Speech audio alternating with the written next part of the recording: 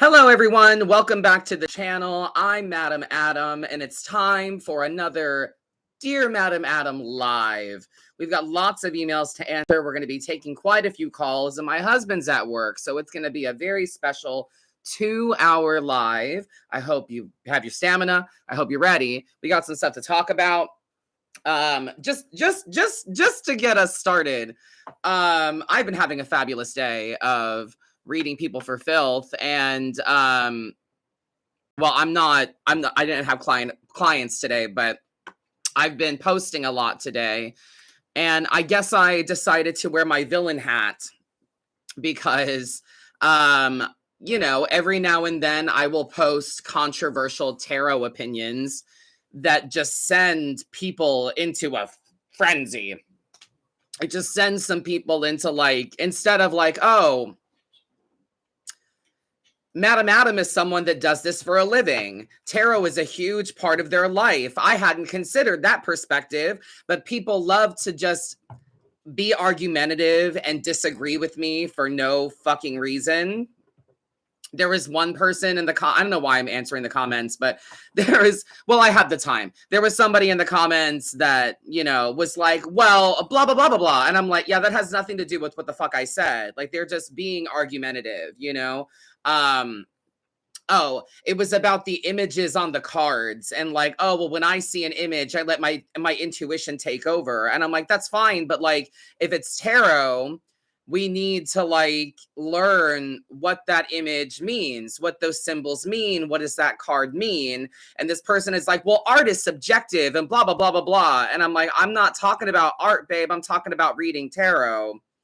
And in this post, basically what I was saying is that, like, all the post said is that there's a lot of readers out there that buy tarot decks but don't read the book, and it shows that you're not reading the information that came with the deck you bought, and there's people being like, well, I read differently than you do. Everybody reads a little different. And I'm like, yeah, but like, you're shitting on the guidebook though. I'm not saying that. I'm trying to put it in more intelligent words, but if you're buying a deck and you're not reading the guidebook, you're shitting on the author. You're shitting on the creator. It's disrespectful. Thank you, Tracy. It's disrespectful to tarot. You know what I'm saying? And this one girl is like, well, I read differently. It just comes natural to me, blah, blah, blah. No, it doesn't. Tarot is not anyone's first language. And everyone is screaming intuition, intuition. Well, my intuition tells me. My intuition tells me. That's lovely. Any good reader knows to blend definition and intuition. That's what a fucking reading is.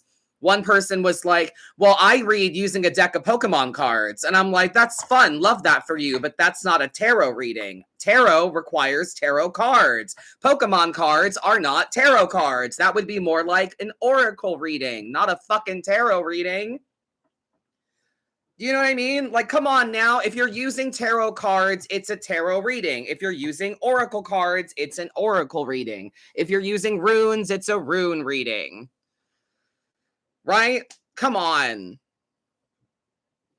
What is the fear? But I really, my most controversial thing that I've said many times before is that I don't like the phrase intuitive reading. I don't like that phrase. I'm an intuitive reader. A reader of what? If you just read your intuition, then why do you fucking need cards? Why do you need cards? It sounds to me like an intuitive reader is someone that doesn't want to do the work, doesn't want to learn the language, and they just want to LARP around and play psychic and be like, I know what this means. Like, there is one thing to like, no, like there's a scene. There's a scene in, what is it? Jennifer Lopez, the one where she has a shit ton of jobs, Jane Fonda. Monster-in-Law. There's a scene in the beginning of Monster-in-Law where Jennifer Lopez is sitting around with her friends and they're just passing cards around and pulls up like a Knight of Cups or whatever. And she's like, oh, that's him. I met him today. I saw this guy today. Like, to her, that was like,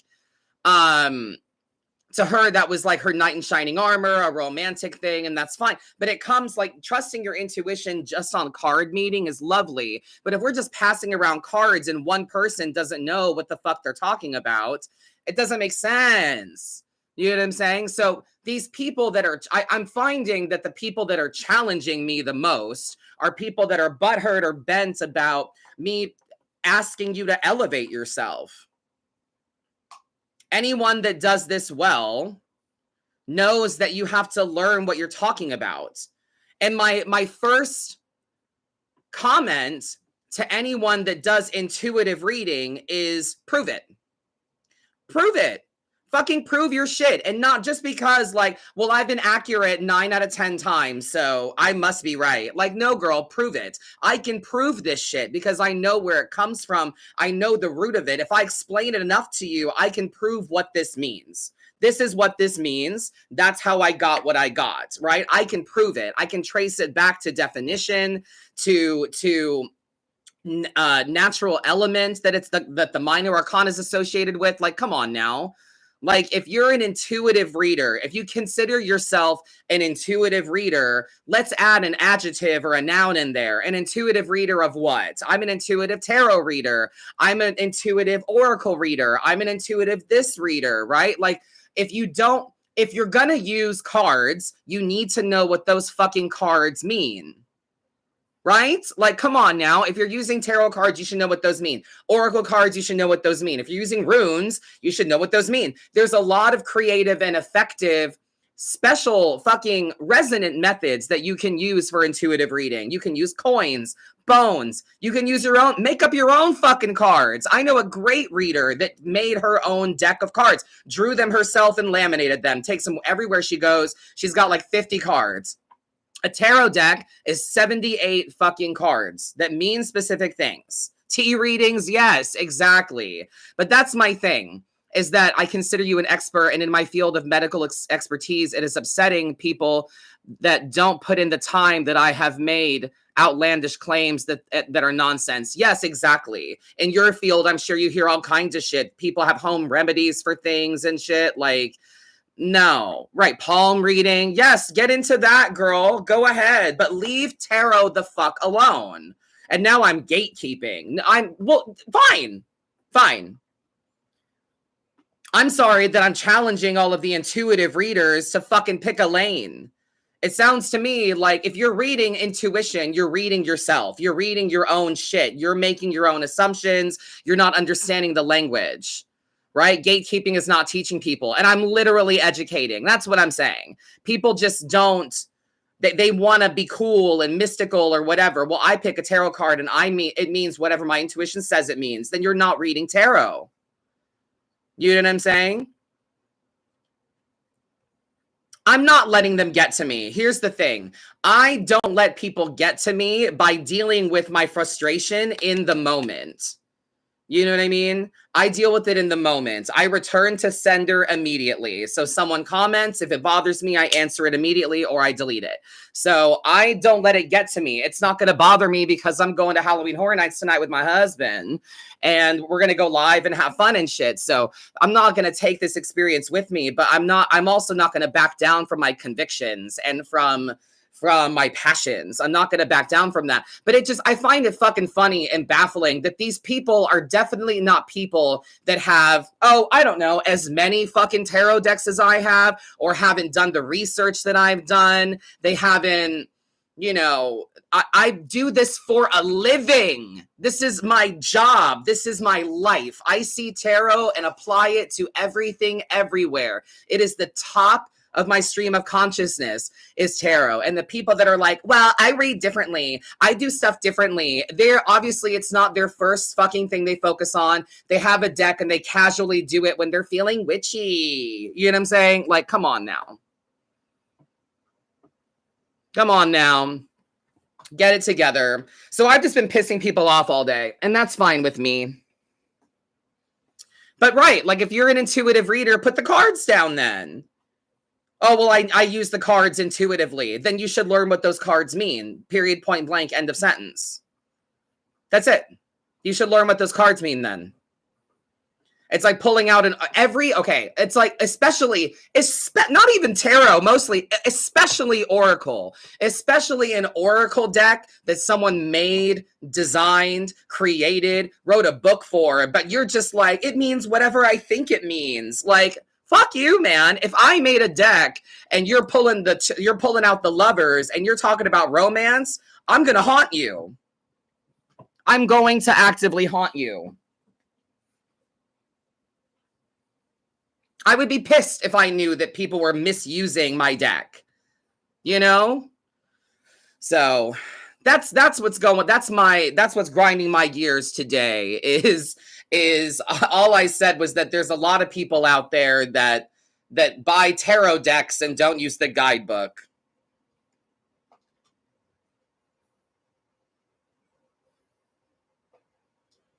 And it's just obvious. It shows. It's obvious. You're making shit up. Well, I just read differently than you do. And I'm like, that's fine. But like, it's like we all have open Romeo and Juliet. And you start going, once upon a time, there was a faraway land. I'm just deciding what Romeo and Juliet means. Like, no, girl, like we're reading Shakespeare. Like it's verbatim what it says. And we don't want the guidebook. We're not willing to take any information or learn anything. And this person was like, well, it just comes natural to me. I don't need tools. Okay, well then why do you got the cards in your hand then? Put them down. If you're so intuitive, then put the fucking cards down. Oh, that's right. You need a medium so that people know, like, so people connect with you or something. You need something to show them. Someone legitimately said to me once that they only use cards because it gets people to the table and then they don't even really use them. But people see the cards and they're like, oh, you're doing a reading. So you're not confident enough in yourself to be like, I'm intuitive. I just know shit. You guys have watched me give people full fucking readings without pulling a card. That's intuitive. But I also call myself a tarot reader because I read tarot. Every tarot reader worth their salt is a good tarot and any tarot reader worth their salt that's good at what they do, they know that it's an intuitive practice. That reading tarot is an intuitive practice, but you have to learn the language. You have to know what the cards mean first. Any tarot reader worth their fucking salt knows that. Come on. It's so annoying. It is so fucking annoying the way that people, it's like trying to tell Simone Biles like how to do gymnastics. Get the fuck out of here. I'm trying to help you. I'm trying to elevate you and say, hey, read your guidebook. And if you're an intuitive reader, make up your own cards or find another medium. Not doing the research is just fucking lazy. Honestly, you want to LARP and feel like there's something special about you and there's nothing else. So you have to shit on my practice. Like, move. Move. All right. Let's get started with some emails, my friends. Let's see. Dear Madam, hello and much love to you from India. Yes. Your writings always resonate with me and the hard work your readings always resonate with me and the hard work you put in is truly appreciated. Thank you so much. I wanted to get your perspective. I'm an extremely anxious person and have been learning tarot of late. However, I feel like constantly turning to my cards for reassurance. Something inside me tells me this is making me even more detached from reality and not helping me ground myself. Should I take a break? Interesting. So we feel like card reading might be a crutch. Huh. Well, I mean, it's the same thing as kind of praying daily or meditating daily. You know? I don't think you should take a break. I think you should take more time to blend your reality with your reading. I think you should just keep doing your reading, but like, instead of pulling a reassurance card, take the card at face value that you have and try to blend it with reality. So this is why when learning, especially for anxious people like you, Geets, thank you for writing. I think that you should take a photo of your one card that you pull and make it your phone background so you can reflect on it throughout the day, see how it lands with you, see how it ebbs and flows and changes throughout the day as you learn more about it and experience it and kind of live with the card. You know, it'll help blend all of that together, you know? So I hope that's helpful. From a card, though, let's see what I've got. The Fool. This is a leap of faith. This is a fresh start. This is Illuminator's Threads of Fate tarot. Pocket size, travel size. This whole experience is a leap of faith, a fresh start, a new beginning for you. I don't think we need to take a break from it. I think you just need to ebb and flow with it and kind of live with it a little bit more. Document your cards, maybe. Give it a good journal. Reflect on it throughout so that you can understand it a bit differently. But no, I don't think you need a break from it. I think you just need to kind of live with it a bit more, if that makes sense. Yeah? Excellent. All right.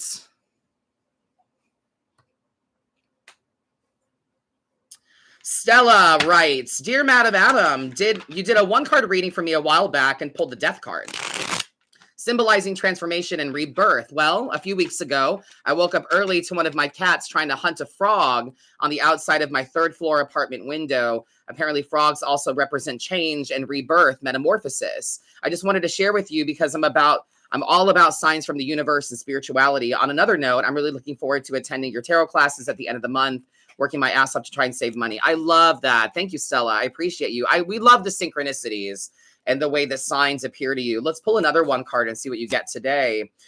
King of Wands energy is the vibe for you today, that we need to remember that this is your path. You've been given the signs. Now it's up to you to act on them. I love that. And thank you for writing in. That's so sweet of you, Stella. Let's see here. This is from June, so I hope this person still gets this. Dear Madam Adam, this was June 19th. Last week, my soulmate, Jing Jing, crossed the Rainbow Bridge. Aww. We had 3.5 beautiful years together, and he was my guide. I rescued him at 27, and I'm now 31. The waves of grief have been crashing in, and my heart is broken into a million little pieces. I know Jing Jing wants me to be happy and to continue on this journey, living my truth and purpose. I'm in the Party for Socialism and Liberation, a no tech for apartheid organizer and Dance for Palestine organizer. I'm dedicating my life to revolution for collective liberation by uniting the working class to take power from the ruling elite. Do you have any advice for me during this season in my life? Grateful for your time and wisdom eternally. Brittany, Watermelon Revolution on Instagram. P.S. Let's see. Yeah, I will respond. Oh, look at these gorgeous pictures of your puppy. Oh my goodness. Let me respond to this right now. Hey, Brittany, exclamation mark. It's Madam Adam. I am live on YouTube right now answering your email. So make sure you watch the September 18th episode of Dear Madam Adam. All right. Let's see what I've got for you about this. Well, first of all, I am not a stranger to losing a fur baby.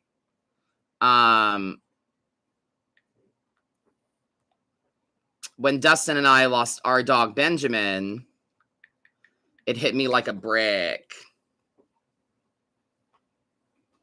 Yeah, it hit me like a brick. And anytime the grief hit me, I just let it have me. I let the grief have me. I let the memory take over.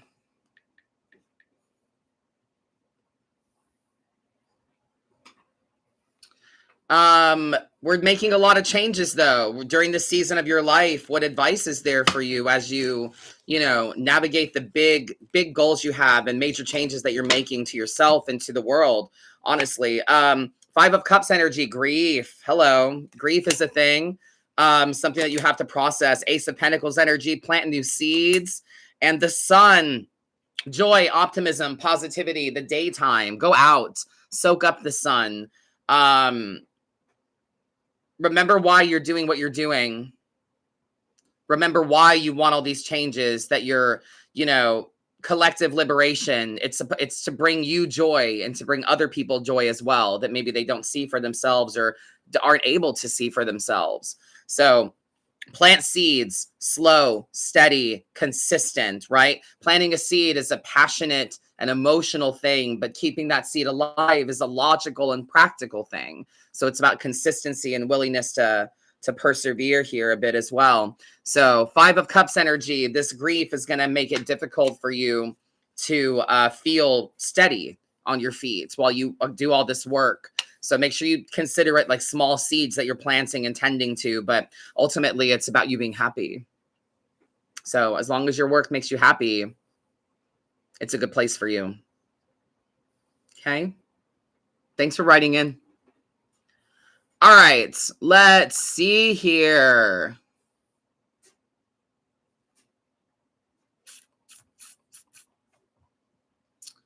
Looking for something that's not a novel. All right, let's see. Dear Madam, I appreciate you so much. This is from Ariella. Friendship. I appreciate you so much, and your readings are always welcome and on point for what I'm going through. Your time and grace to help folks is well received. Well, I'm glad some people see it that way because other people think I'm gatekeeping and I'm mean. Okay, whatever. Lately, I've been experiencing some tension with my friends. Some of us have discussed it, some of us haven't, but I've come to the conclusion that my current best course of action is to isolate and work on myself. It's been a really intense year, pretty much entirely of my own doing. That's fair and very self-aware of you. I guess I want to know if there's anything else I should be doing to help create more peace among my friends. No. Peace within yourself, baby. It's a pretty well-known flaw that I can be really self-centered. I work on it as much as I can. It's not a secret, and it's not something I'm particularly proud of. It just is. I really do hold so much gratitude for my friends and the space they hold for me, and I want to know what I could be doing differently to help make sure they know I do actually care as much as I do. Thank you so much, and I so appreciate you. Okay, so here's my problem with this. Here's my problem. This whole email was entirely self-aware of you and your isms. Being self-centered is not a negative thing. I know for a fact that I'm a selfish fuck. I know that I worry about me first. I know that I'm always worried about, well, what do I get? Well, if I'm going, what am I getting? You know? Especially if it's something that I don't really want to do, or it's something that I'm like, I don't feel like doing that. It's like, well, what do I get out of it? You know? I don't think you're that self-centered, honey. I don't think people that are, you're not narcissistic because you wouldn't have wrote this email or you would have blamed them. But you feel that you need to isolate and you need to pull back. What do I need to be doing to help create more peace among my friends? You need to fucking forgive yourself for being you, bitch. If you were that self-centered, you wouldn't care this much. I'm a selfish fuck. I don't give a shit. I am selfish about my husband. That's my husband. My dogs. I'm not jealous. I'm not, because I know who I am. You see what I'm saying? But like, being self-centered is not a negative thing. I don't think it's bad that you're aware that you put yourself first and you say what you got to say. And you are, you know, oh, well, sorry, you can't come. Oh, well, you know what I mean? But yeah, it's not, I don't think it's that deep. 6 of Pentacles energy. What we need is just a more even exchange of energy. So if whatever you're putting out, make sure you're giving that back. You know, we just need to, as long as you're conscious of an even exchange of energy, that you're very giving, you're very generous. You do a lot for these people, but you know, what are you getting back? 9 of Cups energy. Don't be so stubborn. And 7 of Cups. It doesn't matter what you do. It doesn't matter how you can show them or how you do it. Tell them. It doesn't matter how you do it. What matters is that you sleep well at night. Whatever's going to help you live with you. You know, I sleep fine at night, knowing that I do 994 free readings now. We raise money for charity every Monday for 4 years. I answer people with kindness as much as I can. I educate. I give out free classes. I do a lot for people. So while I'm out here being cunty, I have no problem with it because I know I sleep well at night because I have no regrets. Not a one. I'm not worried about what I say or how I say it. I'm not worried about people thinking I'm egotistical or self-centered or selfish or whatever the intuitive reading collective thinks of me anymore. I don't give a fuck. I'm not here to be liked. I'm here to be honest. Right? I'm at peace being myself because and maybe to be real with you, maybe it's because I found the right mirror. Maybe you don't have the right mirrors around you. Maybe they're fucked up funhouse mirrors. I found the right mirror. My husband is the right mirror. He sees me for who I am, for the selfish dick that I can be. And you know what? He loves me anyway. He loves me in spite, despite. He still loves me. He sees me for who I am and he loves me. And it allows him to be a little selfish fuck when he wants to too. And I love that for him. So I think maybe we just don't have the right mirrors around us. Oh, speaking of, Dustin's in the chat. Hi, honey. Oh, and I found a way that the chat can be in the recording as well. So the live chat can be in the recording. But yeah, maybe you just don't have the right mirrors. I'm an asshole. I can be a real dick.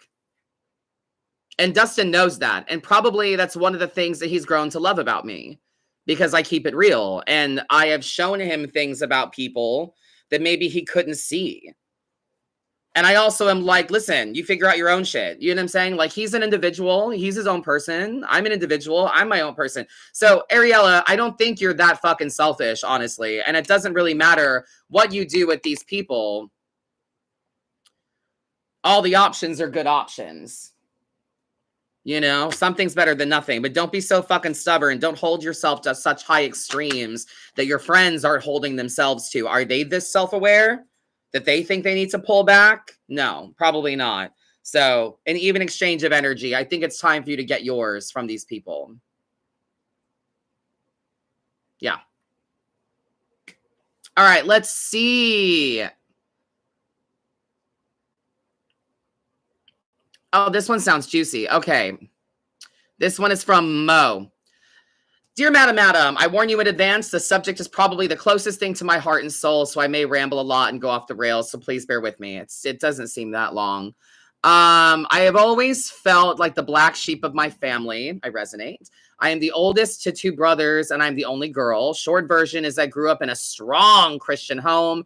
Jesus was the reason for everything, and I always went to church. When I was in middle school, I began to enjoy it and made friends. In high school, I went to church 4 days a week. When I graduated, there were no more activities for kids my age, so I stopped going. I slowly realized church was more brainwashing than anything. I was a little missionary who went out and had to spread the word to as many kids as I could. It was almost a contest, as if what we were saying didn't matter, just that we got them to convert to loving Jesus. I'm getting away again. My middle brother was trouble. Mom asked me to bring him on one day to choir practice. I reluctantly agreed. That was the end of it. I stopped going. He started going. Now my brother is 37 and travels the country working for a megachurch. They need to be taxed. My littlest brother followed shortly after. My dad left, and now it's my mom and us kids. At 39, I feel like I'm coming into my own. I've been studying a lot of things over the past 12 months and have decided I want to look into witchcraft, not the religion, just the study of magic. I've been reading tarot almost a year, and I've always spoken to spirits and ghosts. My question is this. I have to hide who I am from my family. My mother would lose her mind, and I don't even think I can handle myself to explain it to her. It's like talking to a brick wall. Think Trump supporter. She's not as bad, but she is one. That's fair. This Capricorn has no idea how to tell her family who she really is or what she loves. It would break them all, and we've been through a lot. I hate confrontation and have no idea where to even begin. Is it worth it, or do I just continue to hide my things when they come over? LOL. Thank you so much for listening. This fellow Orlando living witch in training loves you and will continue to support you in any way I can. So much love and light, Mo. Thank you, Mo. So kind of you. Fantastic. Listen. My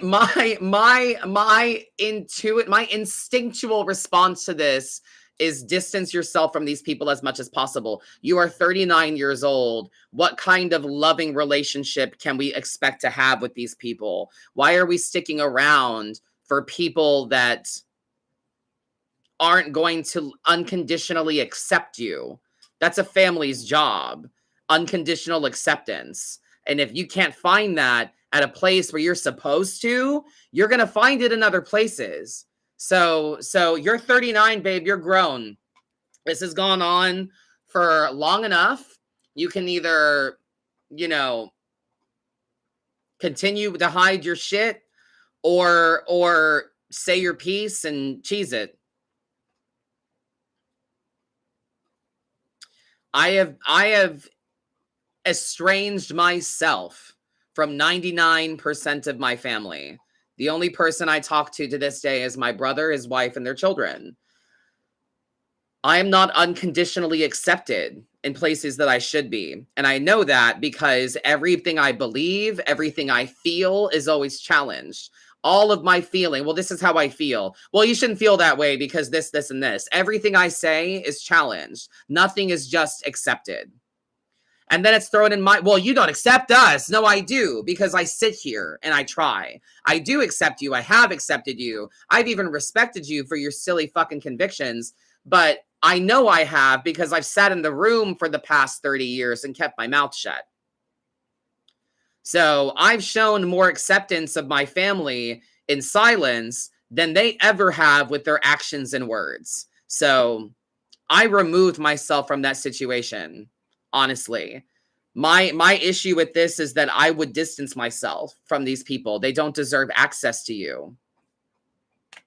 But that's my personal opinion on it. 4 of Pentacles energy, you need to pull back where you're giving energy, money, and time. 7 of Wands energy. The suggestion is that you stand up for yourself. The suggestion is that you fight for what you want. Handling this, King of Pentacles energy. Your life has always been your own. You're choosing this now. Now you're choosing to let them think what they think. Like, I hate this shit, that it's easier to just let it keep happening. No, it's not. Why? Because we don't want to go through the conflict. That's, again, it's not that you have a problem with boundaries. You have a problem with conflict. And these people have an access to your heart that makes them able to say low blows and to hurt you deeper than other people can. So I removed the people that were able to hurt me the most. I removed myself from those people. So now the only person that can actively hurt me is Dustin. That's it. How do you handle when you have to interact with them, such as holidays? I don't. I don't go to those holidays. I schedule my life around them.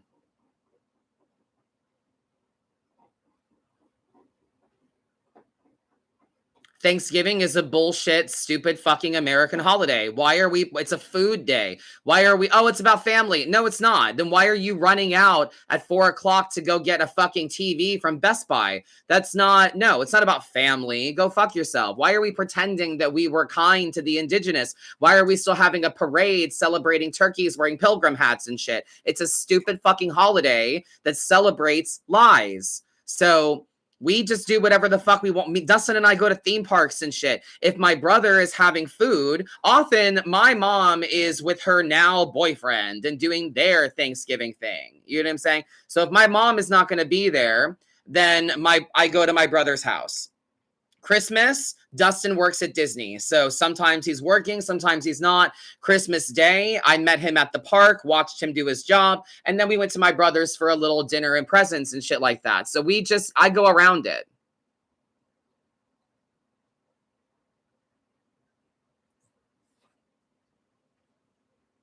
I am not obligated to condone myself in a way that adheres to anyone's expectation.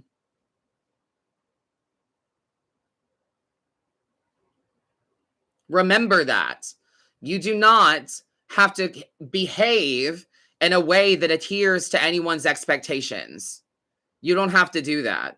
But you do have to live with yourself and your own actions. So I play nice in front of my niece and nephew because they don't need to see adult issues unfold in front of them. But I also know that that makes me uncomfortable. I think of it like allergies. If you were allergic to peanut butter, would you be nice about it if people were doing it right in front of you, or if it was always on the menu, or if it was all we were eating that day was peanut butter? Would you eat it anyway? No, you wouldn't. I am allergic to these people and their energy. So you stop going around them. The same reason Dustin and I don't have a cat as much as he would love to have one, because I am super fucking allergic. So we don't have one. I'm allergic to my family's energy, so I don't go around them. Every time I have a reaction, I have to come down from it. I got really fucking tired of the rage fits that me and my husband would have in the car after being around my family. It's not worth it. They get to get a rise out of me, and then I'm what they get to talk about for the next week. Great. No. So I hope that helps out, Mo. Your life is your own. Stand up for yourself if it's worth it to you.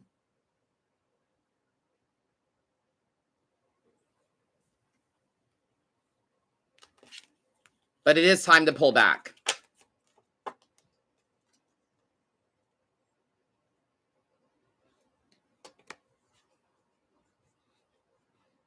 I am. I'm allergic to toxic energy. Can't handle it.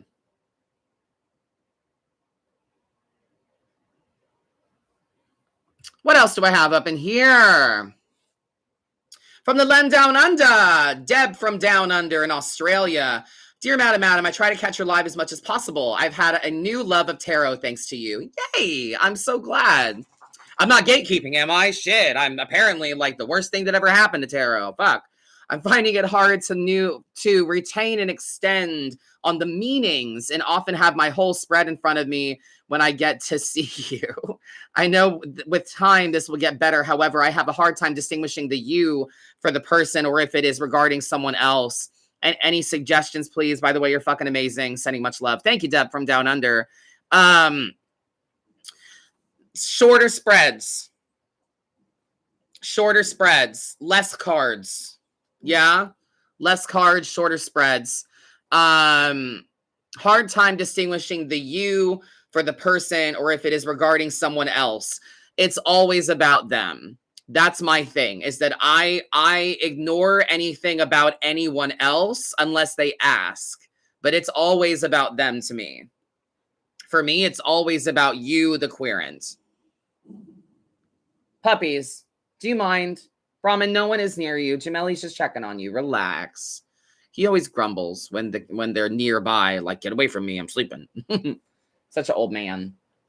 But yeah, it's like knowing that the reading is for the person. It's like, how do you know that the reading is for the person that you're reading? Because I'm focused on you, I'm focused on what you're going through, your words, what you're saying. I want to have the right answer for you. I want to have something constructive to say for you. So remove the idea that it's about anyone else altogether. Remove that idea. Be upfront about people and say, well, we're not talking about other people. We're talking about you specifically. So make it about them, only about them. And if they ask about someone else, even then it is about what they need to know about themselves in relation to this person. But it's always about the querent. It's always about them. That's my vibe anyway. That's how I do it. Does that make sense in the chat? I hope that makes sense. Excuse me.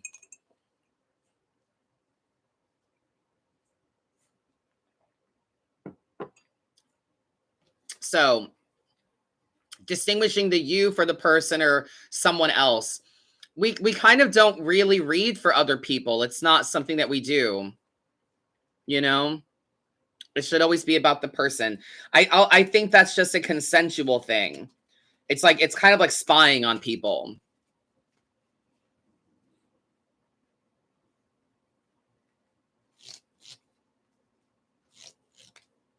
And I don't love that. So I always flip it back to the person. So set that up with them, that it's like, it's about you, Even when people want to know about romance, I make it about you. All right. Let's see. Mary, dear Madam, I just wanted you to know that you are absolutely amazing. Your strength shows in your confidence and lives. I've fallen in absolute admiration and love to watch and learn from you. You have brought clarity to many things and emotions in my life most recently. I would love to hear what you have to say. Always, Mary. Well, thank you, my love.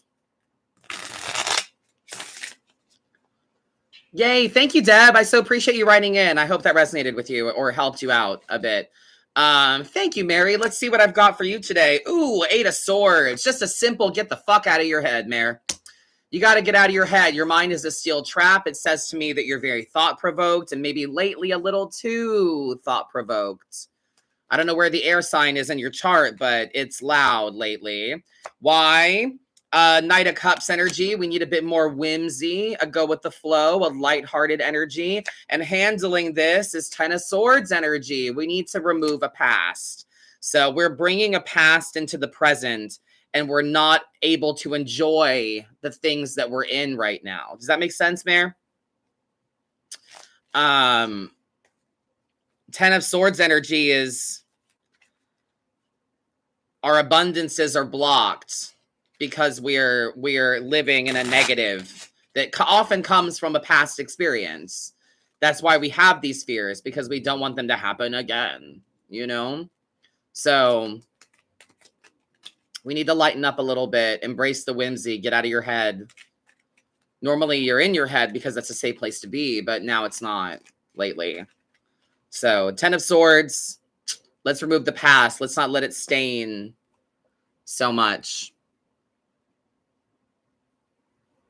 Fits. Very good. Well, I hope that makes sense to you, resonates, gives you something to think about. Try to find the whimsy.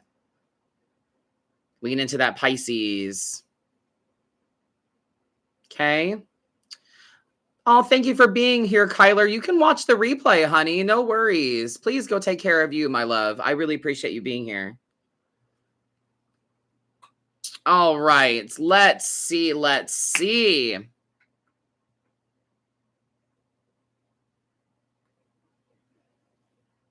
Jasmine, dear Madam, I hope you're having an amazing day, and I hope in today's live you'll see once again the impact you have on all of us who follow you. You are truly amazing, but enough gushing. No, gush away, please. I'm writing to you today from Finland. Yes, Finnish. We love that. Asking for guidance on how to get over the anger and fear I have from being hurt in the past. I know I probably don't want to hear what your hearts have to say, but I know I need to. All right. Well, let's go ahead and do it.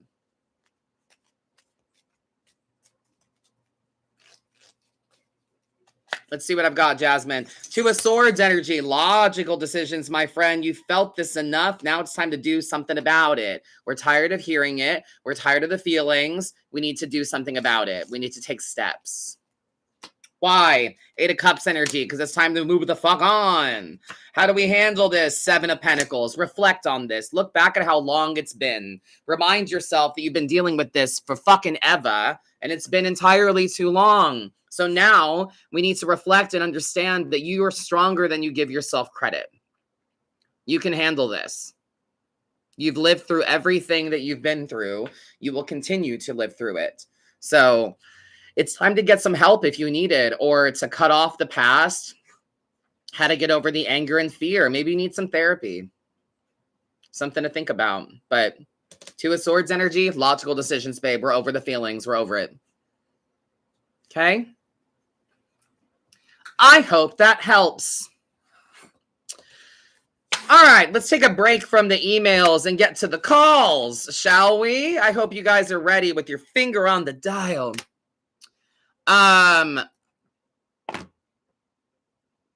Hotline is open, 352-346-9972.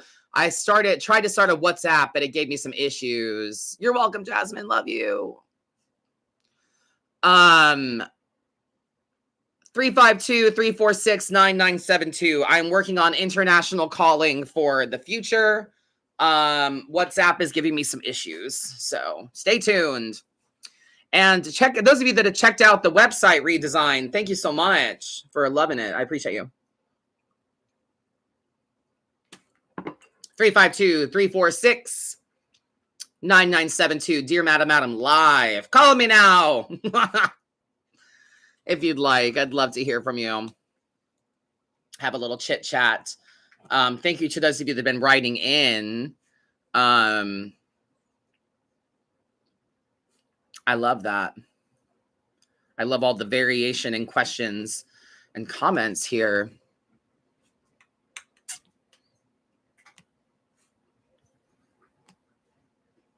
Some of them get kind of long, and I want to make sure I've got the time to read them for you guys. But yeah. Yes, international calling is going to happen. I just have to, something with WhatsApp didn't go. Maybe it's a skill issue. I'm not even really sure. Oh, thank you. I appreciate you. I'm glad the website looks good. Thank you. Thank you. I think that having the live a little further down is going to make it easier for communication's sake. So we'll see how that goes. All right. Caller number 1. Hello. Oh, I'm terribly sorry. I think I have a wrong number. Who did you call? Oh, wait. Sorry. Repeat that. Who are you trying to reach, love? Oh, wait. Is this Madam Adam? Yes, girl. Hi. Hi. How are ya? I didn't expect to get through right away. Well, she said I got the wrong number. I answered and she went, oops, wrong number. It's not a pizza parlor, babe. Hi. Good to hear you. Yes. How are ya? I'm doing all right. It's been an overwhelming year, frankly. Agree. Yeah, just what is in the stars and the water, etc. Like, yeah, just going through it constantly this year. Yeah, absolutely. I feel you. It's been a rough time for a lot of us. You're not alone in that. What's your sign? My sun sign is Capricorn. I believe my moon is Taurus. I forget what my ascendant is. Oh, no worries. Well, that moon in Taurus will fuck you up real good because you're innately skeptical. You got to see it, feel it, touch it, experience it yourself to know that it's real. So, the skepticism is high. Right. Yeah. And then Capricorn, I love Capricorn energy. It's my first house. It's a lot. I have a stellium in Capricorn. I love the transaction of Capricorn. But yeah, no, I think maybe that's part of this too, is that we're not understanding the rules for the year. Yeah, it definitely, I don't know, it feels like a lot of cycles, kind of like long arching cycles coming to a close. That's great though, isn't it? Yeah, absolutely. I mean, like, it's been a lot of like tough lessons this year, but they've all been positive overall. Oh, positive stress. Okay. Love that. So we're advancing. Sorry, repeat that? We're advancing. We're like elevating. Yeah, absolutely. Good. Yeah, no, I've gone back to school this year. Yes. A lot of relationships start and end this year. Okay. I fell in love with my best friend of 14 years. It's mutual. The feeling is mutual. Yeah. Yeah. But yeah, just like a lot of like really big changes this Reasons year. And seasons, man. Reasons and seasons. And what was your name? I'm so sorry. Ren. Hi, Ren. Great to talk to you. Let's see what I've got for you today, shall we? Thank you so much. Of course. Yeah. 9 of Pentacles energy is the reminder to make sure you're walking your walk, that your alone time is spent constructively, that you're, dressing the part, looking the part, acting the part, being about the shit that you want for you, Why is this here? 4 of Swords energy. Yeah. It doesn't really matter the why or what the fuck is going on. It doesn't really matter. What matters is that you rest. What matters is that you're strong enough to handle it. What matters is that you wrap your head around your own truths. When we talk about 4s, they all come from the Emperor. So think about like 4 legs on a chair, 4 walls in a building, like structure sturdy, right? So a 4 of Swords is about your mental state there. So that's why I say the rest of the mind and the body, but like mostly your mind. Wrap your head around the fact that you're doing all you can, that you did what you said you would do. All you have to do is hold up your end of the table, and it doesn't matter why or how shit is the way it is. It's just, how do you handle it now? Okay. Okay. Yeah. I was going to ask, like, how do I keep my feet under me with all of this stuff going on? So yeah. What about, talk to me about community a little bit. Do you have like a friend group, or is there like a like-minded group of people that share your shit, or? Yeah, I actually this past year finally started branching out into the kink community. Yes. City, and it's been a lot of drama, but like I feel like I finally found like my people. Like I found the community that I'm like willing to commit to and like work on. I love that, because like there's gonna be drama in any community, you know, but at least it's like something that you fuck with. Yeah, absolutely. So, but Six of Wands energy, that's the suggestion here, and how you handle all of this shit and keep your feet under you is that you lean into this community. Okay. Yeah. Gotcha. So, but like, you know, spend your private time dressing that part, walking your walk, being about your shit, going, no, life is a one-player game, and I'm playing it better than I think I am. That's good to keep in mind. Yes, ma'am. I tend to doubt myself a little bit when it comes to whether I'm doing the best that I can. Well, according to who, though? That's my thing, right? When people say I want to make sure I'm making the right choices. For who? I want to make sure I'm doing the best I can. According to who? Like, it's all our own shit. Yeah, that's true. Right? I am doing the best I can. I just had a really close friend of mine break up with me in a really like vitriolic way. Yeah. Like a few days ago. Yeah. And threw some shit in my face that had me doubting myself. Love that for you. Well, that's all the ammo they had, honey. They were holding on to that for a minute. Yep, the resentment was building for a while. And yeah, they held a feeling for a really long time that turned into resentment, and then they threw it at you. So, yeah, I've been there, honestly. I've honestly been the resentful one also, but I had a friend for a decade that I just stopped talking to for about a decade. And at a convention, I did a reading for someone, and they were like, oh, I know so-and-so. And I'm like, first name, last name? And she was like, yeah. I'm like, how do you know them? And she's like, I'm her girlfriend. And I'm like, oh my God, what the fuck? Like, this is wild. Now I'm kind of like, oh shit. Is this okay? Like, and she's like, no, I love you. And I want you to let you know that like this person has no ill will for you, and they're proud of you and your journey and all of that. And I'm like, oh wow, I thought this person fucking hated me. So like time, you know, I haven't seen her in like 10 years, but to know that like, there's no, like we've all grown up a little bit.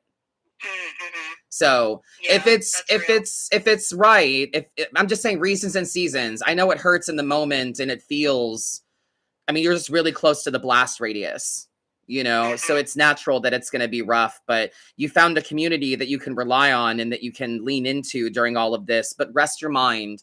All you're doing is what you said you would do. And we're just being honest, right? That's what I always say, is that all you owe anyone is truth and kindness, but that has to start with you. So when you're doubting yourself, ask yourself, am I being honest with me? Am I being kind with me? Yeah, I do have to keep that in mind, and I've got good people around me who will lovingly bully me if I'm not doing that. Yes, we need that sometimes. I'm able to see. Yeah, we need that sometimes. My therapist and my husband joke that they're gonna beat the positivity into me. So it's lovely, you know. So yeah, do you have any questions? Perpetually, but I don't know. I mean, I guess that's kind of, I feel like oftentimes when it comes to like tarot and stuff, like I kind of know what's going on. Like I'm pretty intuitive about stuff. It's more just, maybe it's also the Capricorn just like worrying about the functionality of things. I mean, that makes a lot of sense, but it's also, tarot's a mirror, you know, so it's going to be a lot of shit that you probably already know. But let's get a good last word from Spirit for you and see if there's any extra lingering shit they want you to know today. Three of Pentacles. Yeah, Three of Pentacles is about teamwork. Let the systems that are in place for you do their jobs. Let your job be its job. Let your friends be your friends. Let this community in. Like listen, this is going to hurt the Capricorn in you, but it doesn't have to be done just by you for it to be successful or to have value. Yeah, okay. I gotta work on internalizing that one. Yeah. Threes come from the Empress. Letting people in should be an act of love on you. It shows that you love yourself enough to make it easier for you to do things by letting people in. Okay. Right? In my head, it's like doing yard work with my brother. We used to live in Kentucky. So like raking the leaves in the fall was a weekly thing or every other day thing we had to do. There's a big tree in our front yard. So the more neighbor kids that came and helped out, the quicker we got to go have fun with them. That's true. Yeah. So the act of love was our parents being like, listen, we don't care how it happens as long as it happens. You know? So, I mean, and there were plenty of times where I was fucking grounded and I had to do a whole yard by myself. And I was like, can my friend help me? No, you're grounded. You have to do it all yourself. But the Three of Pentacles vibe here is like, get the neighborhood, get your friends involved, get the neighborhood people involved, the people that care about you, that want something from you. They want to be around you. They want your love, your energy, your time. Then delegate some shit down so that you can do things that you want and you love. I'll work on that. Yeah. I've been kind of working on like, just, I don't know, branching out, asking for help when I need it, accepting it. I mean, it's comfortable, right? It's comfortable to be like, it's my journey. It's my thing. Don't worry about it. It's my issue. You know, It's easier to do that. I mean, fuck, I just now this year started entertaining the idea of a team of people to help me out. I've been a solo business and making my husband be my manager for the past 4 fucking years. So 4 years? Oh yeah, since 2020. I'm impressed that you're running it as smoothly as you are. Well, thank you. Shit. But yeah, but I'm very much like, well, I started this, I did this myself. It's no one's problem. It's my problem. Like, so you're not alone. I'm with you. But it does, I personally, and I hope this resonates with you as well, but I personally need to remember and understand that there are a lot of people that want to help. Yeah, that's true. They want to. They care. And some people I'm learning enjoy helping. And I'm like, yeah, but what do you want though? Because there's got to be another thing. Because like I wouldn't do this. I wouldn't volunteer to help a motherfucker out. See, the irony of that is like I'm one of those people. I love helping other people, and then when other people try to help me, I'm like, but like, what are you getting out of it? Hypocrite. Like, Hypocrite. Oh, yeah. Hypocrita, full hypocrite. See, that's the thing, because I don't do shit I don't want to do, right? So if I'm doing something I genuinely want to, I want to pay for it. I'm a big material giving kind of girl. Like that's my number one love language of like, oh, I'll buy your drinks, I'll buy your pass, let me pay for things, because that's an easy love language for me to wrap my head around. But like, if you're someone that provides acts of service for people or help to others, yeah, that's hypocritical, ho. So I'm aware. Yeah, so but as long as we're that, as you said, but that Six of Wands, that community, those are the people that you lean into. Those are the people that you get help from, that you seek it from, because they want your time. They want your time. They want to be around you, but you got leaves to rake, in your head. You've got stuff, and you want to make sure you have a sense of pride attached to doing it yourself, but it doesn't lose its value if we let other people do some stuff. Yeah, so, that's true. That's the last word from Spirit, is the teamwork energy for you. That's real. If this is you already answered all the questions and everything, but I've been recently poking around into deity stuff. Yeah. I'm really, really new to it. Okay. And I don't know, that's sort of part of the folks in your corner thing that I'm not really sure about, because my community is pretty solid. I don't know anything about deity work, and I just want to go about it in a respectful way. Absolutely. I think that also falls under the teamwork.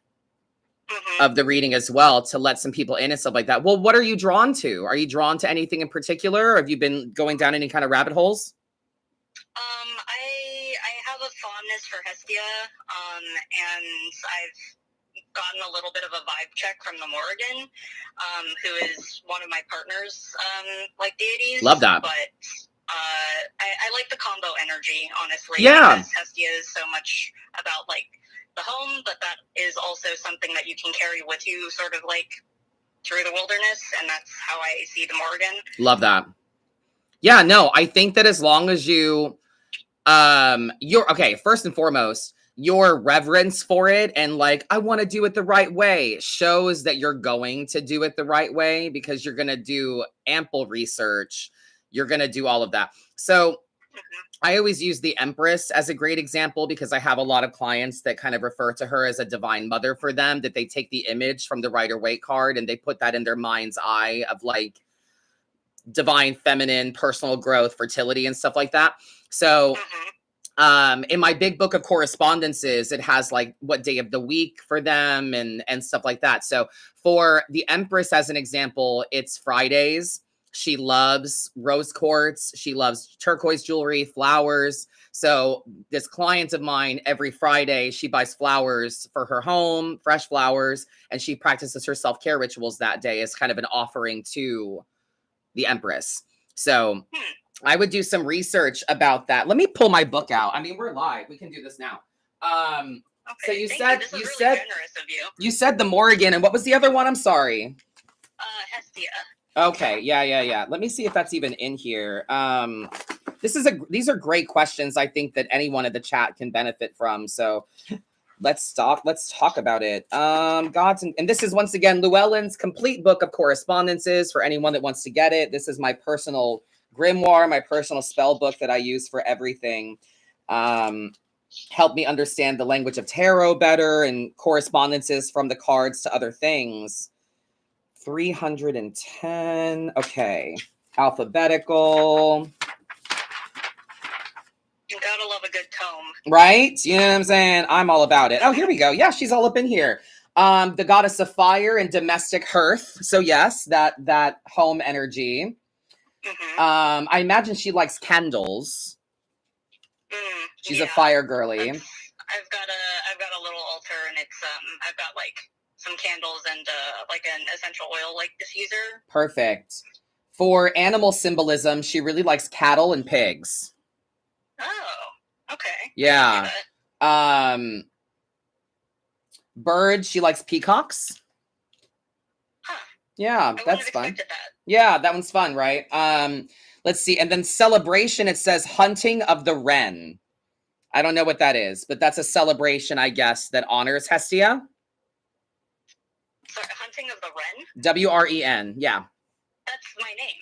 Shut the fuck up! We love the universe. We love the universe. I'm so glad this is live. We love the universe. This is so fucking cool. So here are the intentions for Hestia. It says abundance, affection, calm, charity, family, generosity, harmony, the home, improvement, purification, security, warmth, well-being, and just witchcraft in general. And it says specifically kitchen witchery. Ooh, that's my shit. So when we're talking about cows and pigs, I'm thinking food.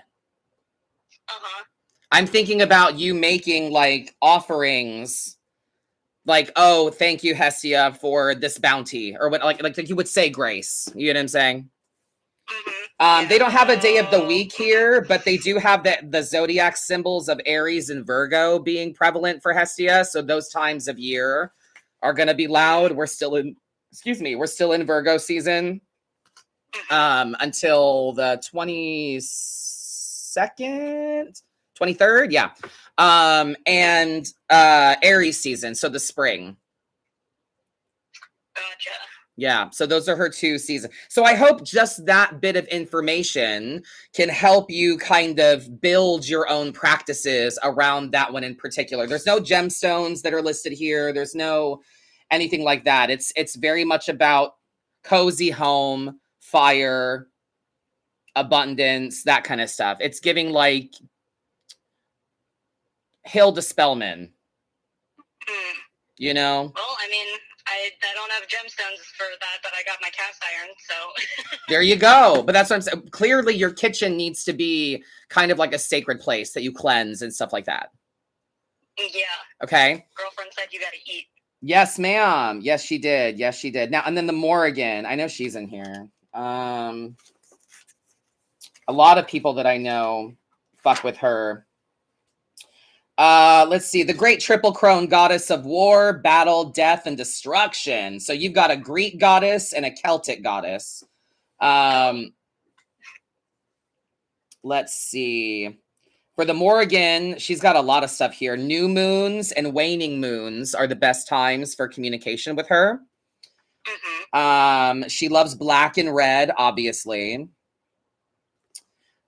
She's got trees that are associated are aspen, cherry, juniper, etc.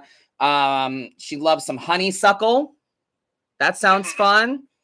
Let's see, gemstones here. So you could see, okay, what I'm gathering just from this description, the keeping of Hestia as a goddess is about the physical keeping of your home, the energy in it, all of that, right? And the keeping of the Morrigan as a goddess is more a cerebral, spiritual, elusive kind of thing. Got it. Okay. Does that make sense? So we've got gemstones, like you could wear bloodstone, obsidian, onyx, or ruby as a necklace for the Morrigan while you keep your home for Hestia. Do you know what I'm saying? Yeah, so finding ways to sort of combine the two realms. Yeah, basically. Metals are iron and steel. She likes cranes, crows, and ravens. Animals, she also likes cows. Oh, all right. So that combines the two of them. But she also likes dogs and horses, wolves, anything that's canine. She's a big fan of. Ah, okay.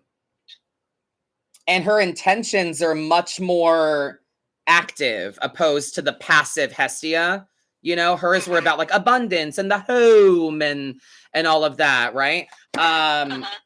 This one, it's about action, banish, battle, courage, defense, destruction, influence, magic, whether that magic is general, night magic, sex magic, messages, nightmares, power, prophecy, protection. See what I'm saying? So it's more internal. Gotcha. Yeah. Internal but active. Yes. So yeah, I would just get with gemstone energy for her and just wear something to be like, yes, girl, I see you, I hear you, I see you, I hear you. Offerings for her would be things just like cleansing your stones, food as well with the cattle. What are your like rituals for like cleansing stones? I use selenite, a selenite plate or selenite wands. I'm holding it up on camera. I don't know if you can see it or not, but I have a selenite ohm kind of plates that I use to put my crystals on, that I put my decks on, that kind of thing. Incense, smoke is lovely for your stones. And moon energy, you know? Oh, okay. Yeah. Gotcha. Yeah, absolutely. But nothing wet, no water, no nothing like that. Some stones disintegrate. Like selenite disintegrates if you get it wet. But yeah, salt, incense, selenite is a natural cleanser. Yeah. Brilliant. Okay.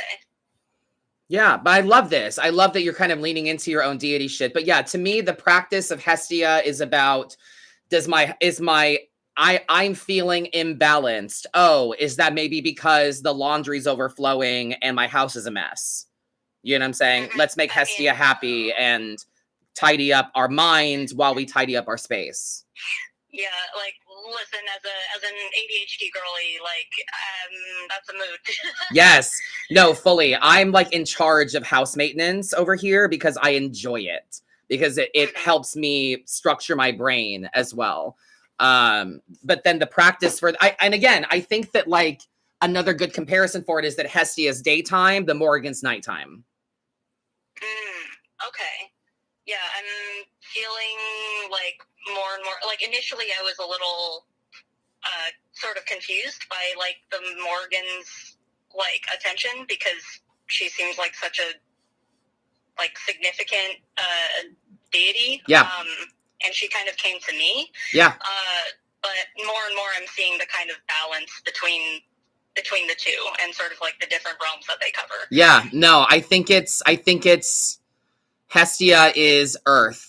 You know, she's on the ground, she's barefoot, she's in front of you, she's picking flowers, she's helping you, you know, put them into your kitchen for a nice ambiance while you make a nice meal, for abundance and family and a big hug and all of that. And then at night, it's like the Morrigan comes to visit and there's this feeling of like prediction and, you know, emotional truths and stuff like that. It's deeper inside you. It's, to me, it's Hestia's giving kind of Capricorn Taurus, and the Morrigan is kind of giving like Scorpio Pisces. Gotcha. Deeper. So that's when you can do your like your journaling or your meditations, intentions, that kind of thing. Okay. Yeah. Yeah, I can see that. Just Good. Like I fuck with that a lot. Just Good. I don't know. I ID as gender fluid, and there's a lot of that sort of like back and forth, like switch between different like energetic modes for me. And so that fits really well into like kind of my day-night operation. Good. And so it's just sort of a clarifier. It's kind of giving Ren has two mommies. You know? A little bit. It's giving Ren has two mommies, and Hestia's good cop and Morrigan's bad cop. Oh my god. Yeah, and they're both just like in different ways, just being like, get your shit together. Yes. Come on, it's time. Well, it's like, get your shit together. Hestia's like, get your shit together. I love you. Let's eat something. You need food for sustenance. You need food, right? And then the Morrigan is like, get your shit together. You know what you did. You know what you did, and we're going to talk about it. Yeah. Well, thanks for calling, my love. I hope that I've given you some stuff, and thanks for getting a read. And I loved this deity chat. I hope it's benefited a lot of people in the chat as well. I'm sure it has. So thank you so much for calling and for chatting with me. I really appreciate you. Yeah, absolutely.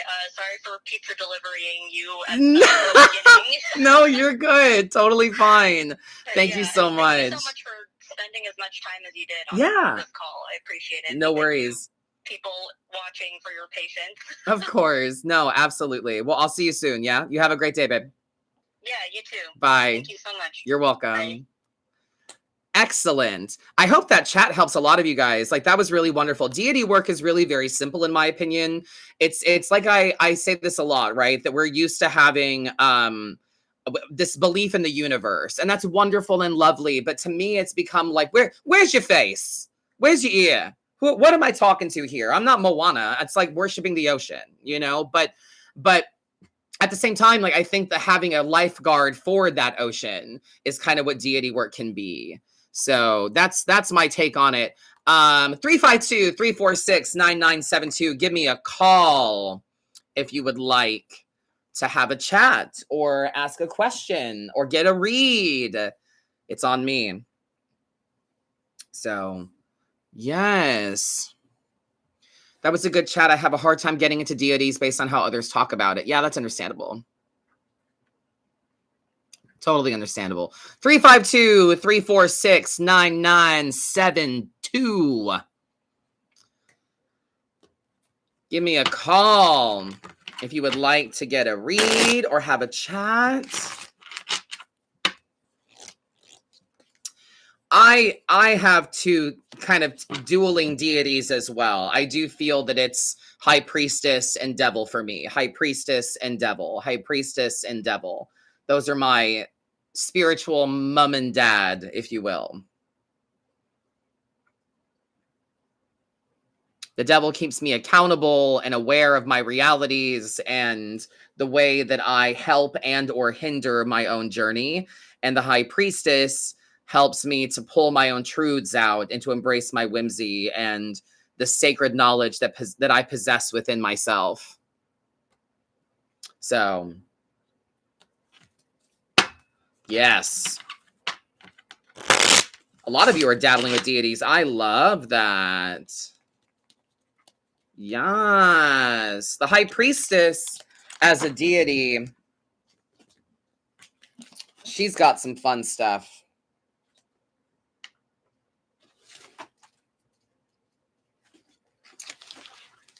That's my tarot section.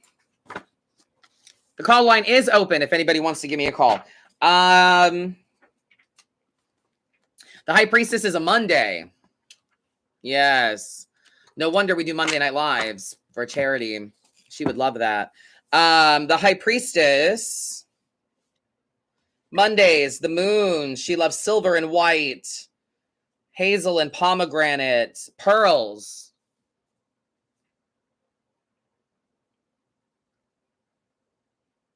She represents changes, clairvoyance, cycles, illumination, increase, intuition, secrets, and wisdom. Yes, yes, yes.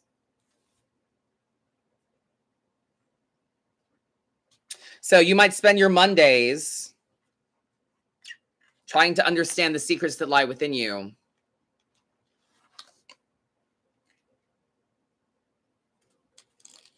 She associates with Dagda.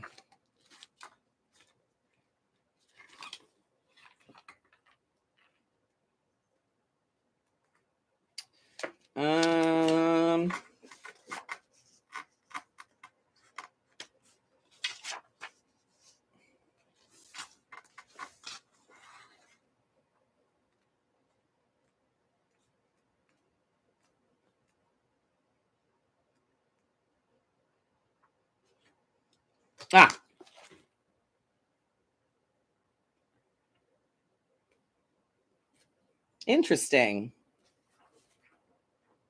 A lot of Celtic and Irish influence that Dagda kind of represents a lot of High Priestess energy. So we kind of love that. Very cool.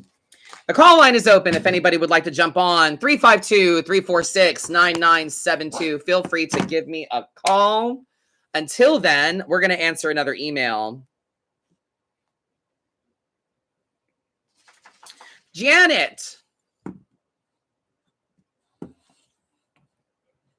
Janet, darling. Janet wanted to say thanks for the live and daily content and paid readings a few weeks ago. I feel validated in my feelings of it's hard right now, and that is definitely part of the intentional redirection I'm leading. Yesterday was their birthday. Yes, happy belated. Looking for a general read for this next year. If this isn't the place for it, I'll look for a paid live event soon. Now, Janet, I got you, girl. Happy belated. Chantal wants to talk about Lilith. We can do that. Janet, darling, King of Swords energy. We're leading with wisdom, not emotion. We're leading with truth right now. Why is this here? The anchor, the emperor in this deck. We need to be grounded and anchored in who we are right now. You need to remember who the fuck you are right now. How do we handle this? Four of Wands energy. You continue the work. You continue to focus on your home, focus on your own commitments that you already have, focus on your own shit. It's very much giving mind your business, speak truth, and remember who the fuck you are. Yes. Damn it, Janet. That was a good one. I like that. I hope that gives you something to think about. Resonance. Let's talk about Lilith a little bit, shall we?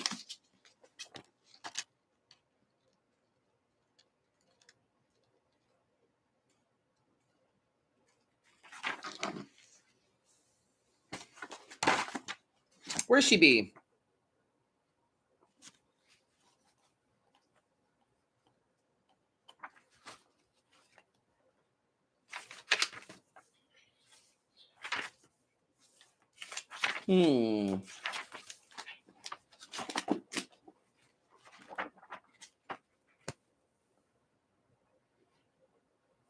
Let's see. Maybe this one.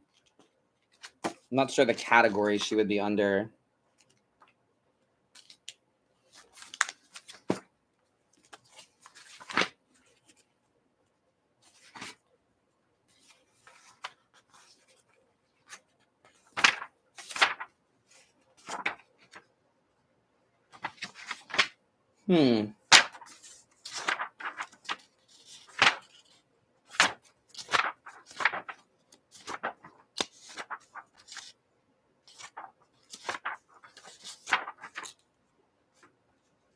Not listed. Interesting. Or maybe I'm just in the wrong section, but hang on.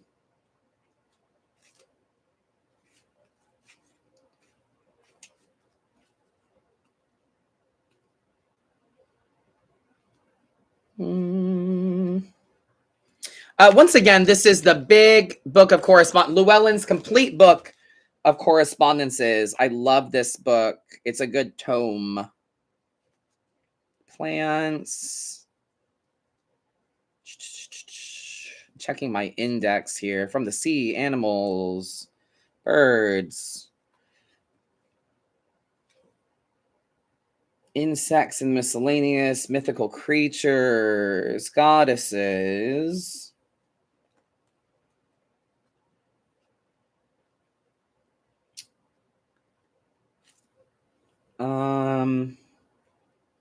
She's not listed under goddesses.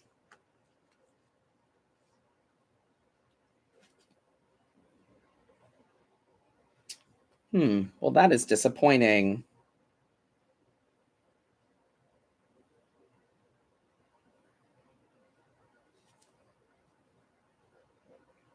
They have angels.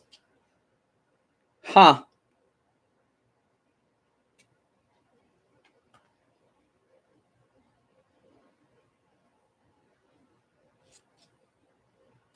Yeah, I don't see her in here. That's disappointing.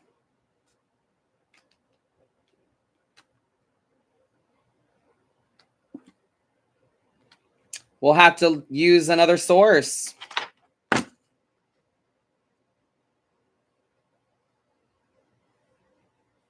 Yeah.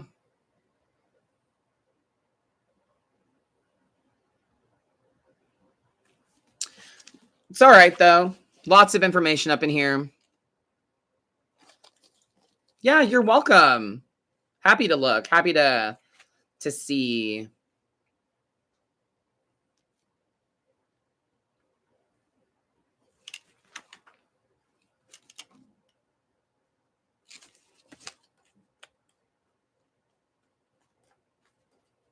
But yeah, using books like this is a great way to connect correspondences. I use multiple sources to do my research on anything I'm doing. All right, I've got Kieran.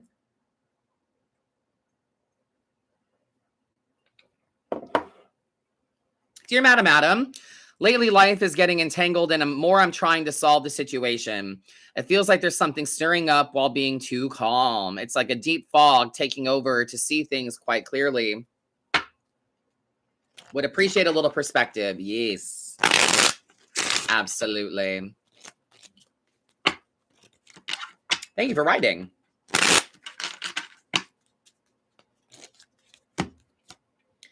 Ah, 5 of Swords energy. Yes, ma'am. We need to be ready for conflict. Winners and losers. It's not personal. You know this. 5s come from the Hierophant, so it's about how you learn your lessons right now.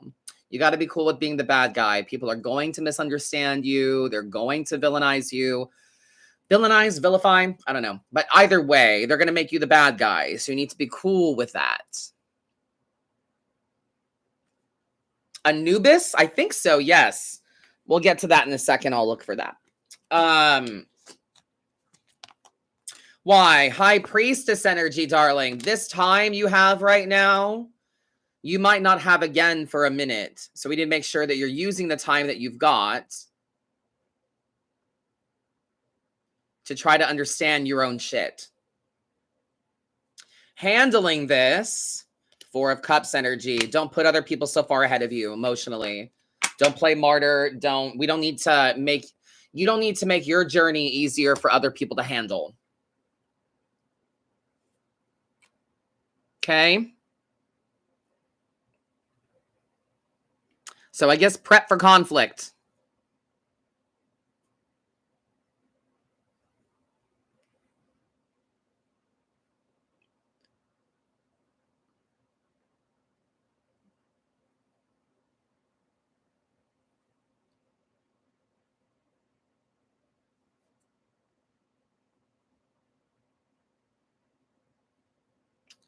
Let's see. Anubis. Yeah, Christina, let's look into that.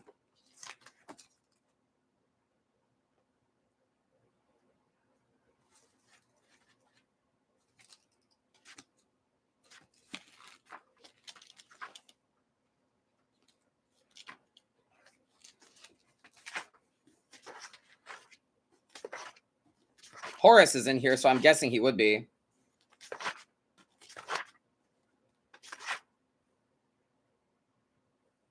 Yeah.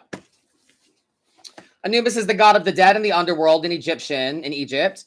The zodiac associated with Anubis is Scorpio. For animals, he likes antelope, dogs, and jackals. The solar system, he comes from Mercury. Intentions are the afterlife, the astral realm, death, funeral rites, divination, guardianship, honesty, justice, magic, general, or sun magic, solar magic specifically. The underworld, protection of the dead, protecting the dead, security and truth. So honoring the dead is a big deal for Anubis. That's what they have in here for that.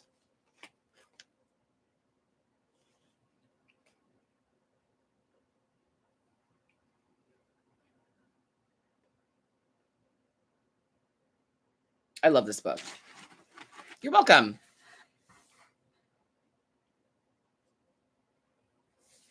I love it. I love it. I love it.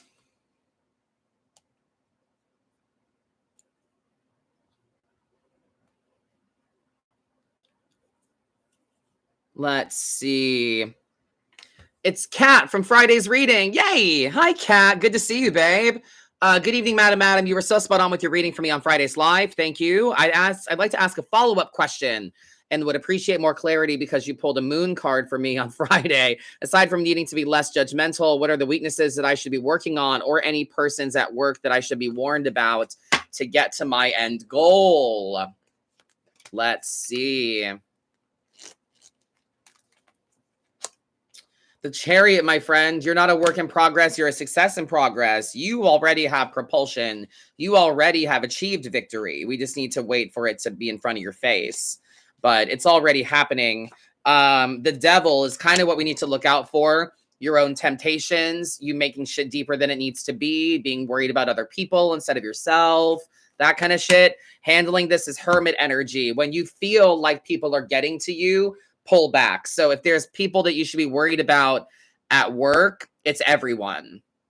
It's not anyone in particular. The threat is how you react to people's shit in general. So everyone seems to have the ability to get under your skin because you let them. So the devil is the watch your shit. The problem is in the mirror. The problem is you. You know, you're the commonality. You're the common denominator here. Okay. So, Kat, darling, you're already abundant. Don't let people get in your way. Mind your shit. And if you feel like people are getting to you, you need to go away. You need to remove yourself. Okay. Stellar. I can do one from the chat. Absolutely. Donna Williams, how are you? I'm well, thank you. Would you be so kind to pull a card for me? You know what? I would, actually. During Wednesday nights, it's free reads, and I'm feeling real generous on Wednesdays. So, absolutely, Donna Williams. Let's see what I've got for you today. Ooh, girl, justice. We love that. Justice is an exercise in karma, symbology of karma.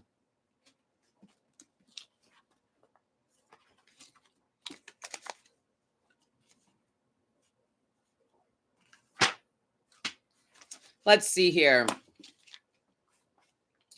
For justice, the intentions are balance, fairness, justice, and strength. I always add karma to that. The even exchange of energy, getting things that are due back to you. Minerals and gemstones attached to justice, or the essence of karma here, are carnelian and cat's eye. Very cool. The color green for karma or justice, and the planet Venus, which I love that because it's symbolic kind of To me, that's symbolic of, you know, you want things that you love. You want to be happy. You want the feeling of love to radiate through you, to know that you love yourself, to know that you're loved by others. And to do that, it's a karmic exchange of things in a lot of ways. So for you, Donna Williams, be mindful of an even exchange of energy. Make sure that you're participating in your karmic bargains, as I call it. You want things, make sure that you're participating in ways that you can to get those things. I hope that makes sense. You're welcome. Yes. But it's between you and karma now. Karma's just the oven. You do the work, you build the batter, she spits it out for you out of the oven. If you're not happy with the cake, what'd you put in it? What'd you give her?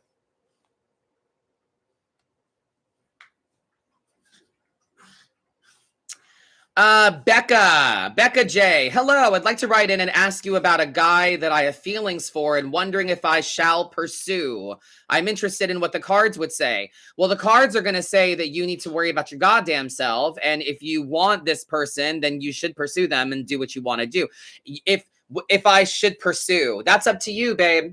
Tarot is not a Cosmo quiz about your fucking love life. This is about you. So any cards I pull are going to be about you. If you have feelings for this person, why not tell them? Let's not use tarot as a fucking magic 8-ball. That's not what this is.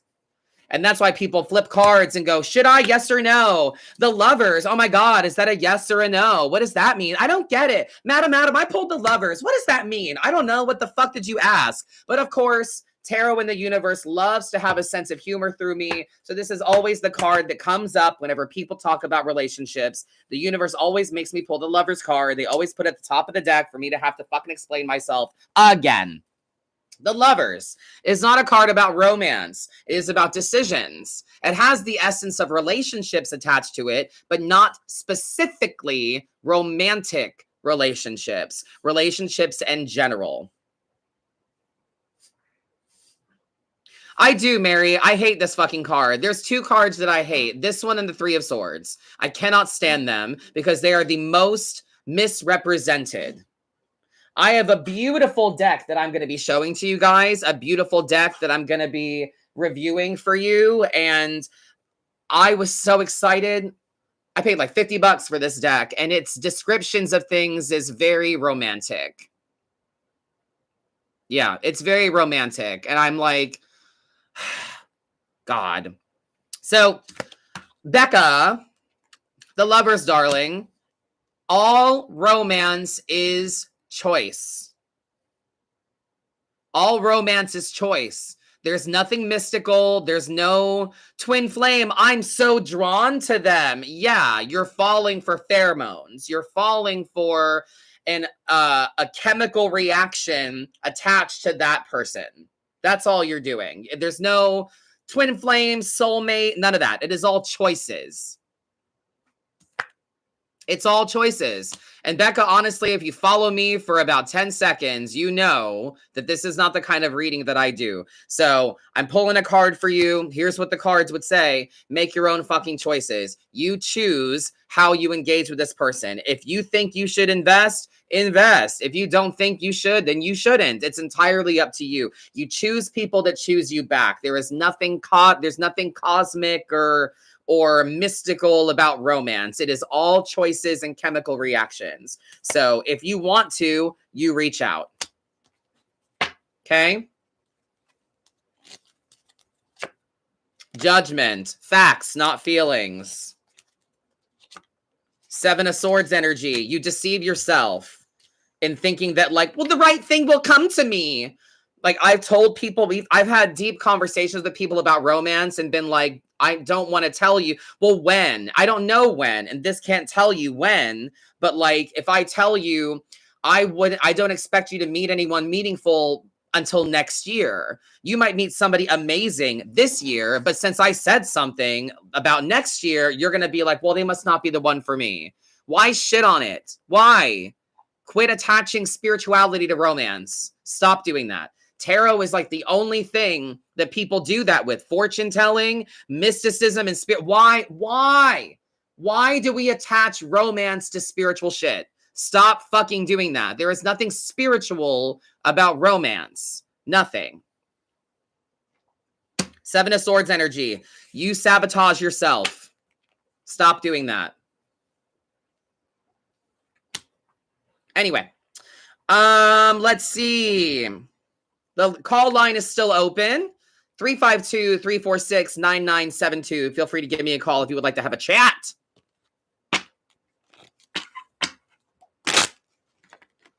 Oh, I should see if I have any voicemails. Oh.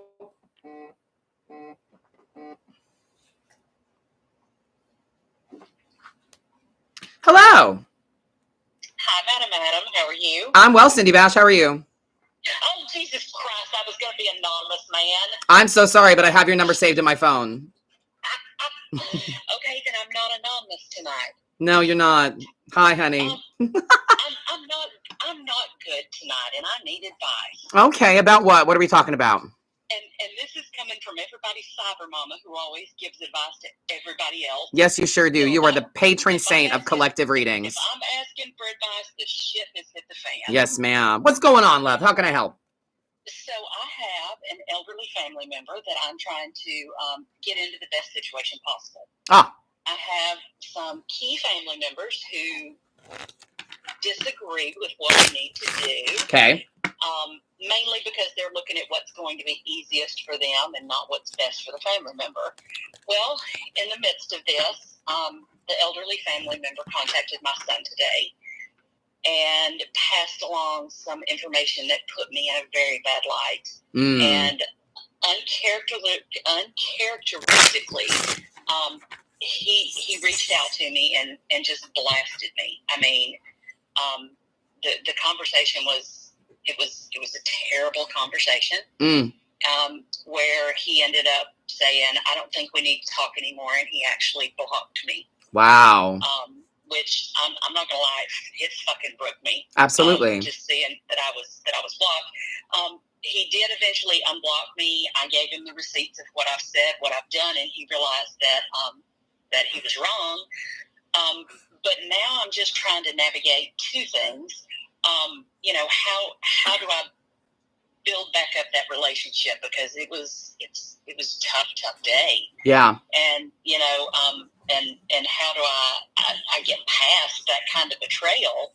But then also, how do I navigate getting these people to understand that we can't make the decision for this family member based on what's best for anybody other than the family member. Right. And get them to see that, this is kind of what I do in my job, and I understand the ins and outs of it. That part. I know the most things. So, yeah, it's been that kind of fucking day. Yeah, no, I see that. And I mean, yeah, it's clear that there's a disconnect between the professional you and the family version of you. Like, you're too close to people. So it's like, oh, what do you know? You know what I mean? Yep. The commonality here as well is that, like, you're having to learn to be cool with being the bad guy again. Oh, yeah. Because there's no, I mean, and when it comes to mending I mean, okay. You didn't do anything wrong. No, I absolutely realize that. So you've not done anything wrong. So you have no mending to do. Yeah. You don't have to mend anything.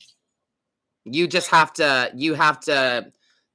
be open to receiving whatever their version of mending is. But maybe they don't know things need to be mended. You know what I mean? I'm sure have you expressed it's still raw. I know that, but have you expressed like how you feel and how all this shit made you feel? To my son, yes. Absolutely. Yeah. And what's their course of action now? The course of action is that we decided we just needed to take a step back for a little bit, and mainly that I needed to take a step back to kind of get my feet back up under me and figure out where things went south and try to track down where the misinformation is coming from and why people feel like it's okay to do that. Well, it also sounds to me like people are grieving differently also. Oh, yeah, absolutely. People are grieving differently, and they're lashing out, and they're trying to, I mean, that's what happens, right? Is they grab a small piece of information and they fucking run with it. So it's like people that watch my readings and they pick one sentence I say to disagree with, and I'm like, you didn't listen to the rest of it. But yeah, it's whoever is the party that expressed the need for space, that is the party that has to come back and reach out and be like, hey, I'm ready to talk now. I'm ready to, you know, move forward here, blah, blah, blah. So if you were the one that's like, I need space, I need time, then it's up to you when you want to come back, when you want to try to move forward. If they were the one that said they need the space, then it's on them. And you just sit pretty and wait and work on you. So I'm wondering if this is one of those situations where the family members involved, that since I can't get everybody on board to what the right thing is. Yeah. Tell me how I just pulled a tower. Family member, then did you just pull the tower? I did. I pulled the tower for myself this morning. So yeah. I'm not surprised. Now we know. I'm wondering if this is one of those situations where I need to like make my moves in silence and just do it and say, fuck it. I mean, that's kind of where I'm leaning, but I'm petty. I am too. So I've got Ace of Wands energy, which is what? Kill it with fire. Oh. You know? And then the Magician. So I have nothing negative for you other than you being in the building when the tower fell. Yeah. That's it. Like you're just in the rubble and you're like, what the fuck? You know? So that's about it. So now it's right. So now it's grab your torch and pitchfork and be like, okay, I need to manifest what I need to manifest. Are these people even going to understand, even if you made it idiot proof? One of them, maybe. The others. Ramen, hush. Yeah. I'm not sure it's worth it, babe. I think it's just time for me to do what I know is right and ask forgiveness or say fuck it later. I mean, honestly, I kind of agree with this Magician. It's like you have all the tools, you have all the answers. Your fingers on the button. You're just waiting for other people to. This is okay, right? This is what we're doing as a group. We're all cool with this. I'm the one doing it. We're cool with that. I'm putting my finger on the button. But like, there's debate and there's difference of opinions and gaslighting now and all this other shit. But like, your finger is still on the button. I think I just need to push the button. That's what I mean. I think you just need to, because you know what's best. But like the Ace of Wands also kind of signifies that you are the passionate party here. Yep. You're the one that cares the most, the deepest about it, which is why this is so difficult for you. But the Tower, something you thought was the way it is not the way it is. Someone that you thought would have your back through thick and thin, be on your side, was turned. Yep. So that's rough, babe. And I've got a few people that I know that are dealing with elderly parental situations that have to be the ones that make a tough decision. Yep. So and I think that's what I'm going to have to do. Well, thank you very much. You're welcome, my love. Last word from Spirit is Queen of Swords energy. Don't deal with anything from them until it comes out of their mouth. Don't anticipate their moves. You don't need to play chess with them. Got it. Okay? That's what I needed. Thank you so much. You're welcome. I love you so much. Thank you for calling, babe. See you later. A lot of you guys, I know quite a few people that deal with that are dealing with some senior parents and they have to make some tough choices. And the thing that I've also dealt with some of that myself. I was around when my great-grandmother passed. I lived with my grandmother during my great-grandmother's final transition. And she was just frustrated. She was just so annoyed at herself, at her eyesight, at her immobility. And I mean, trust me, like the day, that is not a toy, girl. I will kick your ass. The day that I start to not be able to function, like I get annoyed when I can't find my glasses. Dustin and I have this silly joke. It's not a joke. It's fucking real. That like, if I take my glasses off and then go and take a shower, I don't remember where I put them down. I don't just put them on the counter. Maybe I left them in the bedroom and I was on my phone and my phone's close to my face. So I didn't think about it. But I go up to Dustin and I'm like, Jinkies, And he's like, what did you lose? And I'm like, my glasses or my phone. But when I say, babe, jinkies, he knows that I need help finding something because I can't find my glasses. I can't see without my glasses. So my glasses are my phone. And I know how annoyed I get at my inability to see things. I know how annoyed I get when I'm like this, trying to see where I might have put my glasses, these thin things, thin fucking black line. That's the whole screen is blurry. The thin black line with like clear, I can't see this. I cannot see this on a counter. I can't see it on my bed. I can't see it. So I know how fucking frustrated I get going like this all the time, like Ariana fucking Grande.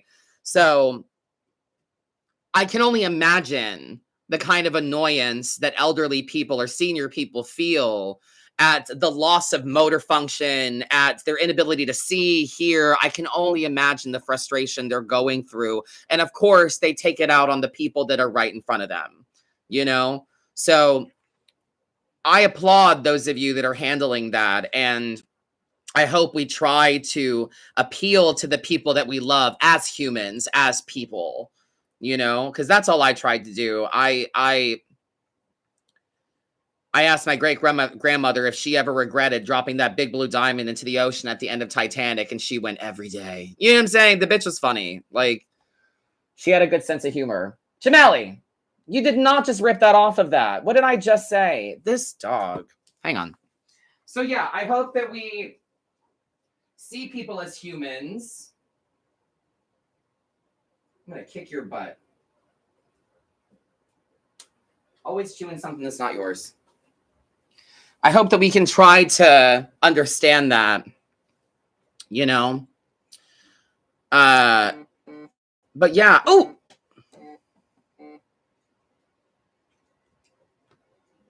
Hello? Hello? Hi! Is this... Madam? Did I make it through? Oh my gosh, I'm sorry. I really thought I was going to have the wrong phone number or something. No! Why is that? People keep thinking that. I should say, hi, you're on with Madam or something, instead of just hello. I'll fix that. It sounds so much higher over the telephone than it does in video. Oh, word. Well, that's good to know. Excellent. Yeah. Well, hi, honey. What's your name? Tal. One more time? Tal. Yeah.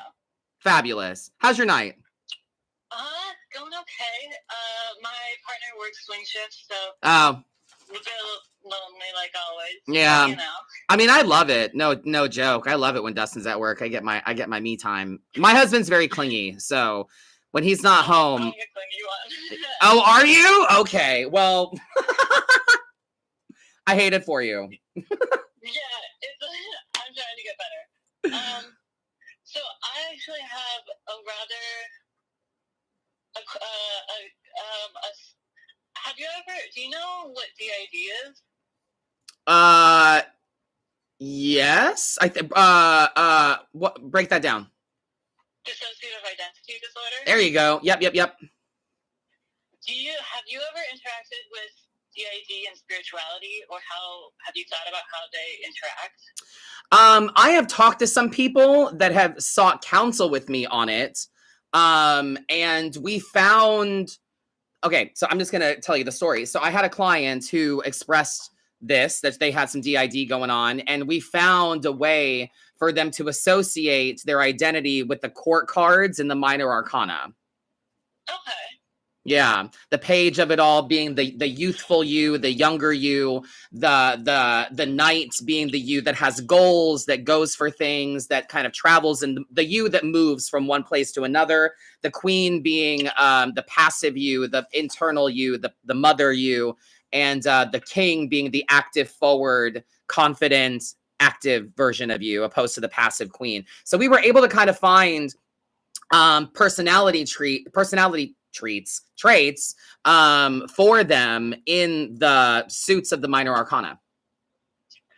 Yeah, that's really interesting. That's a really good task-working thing to do.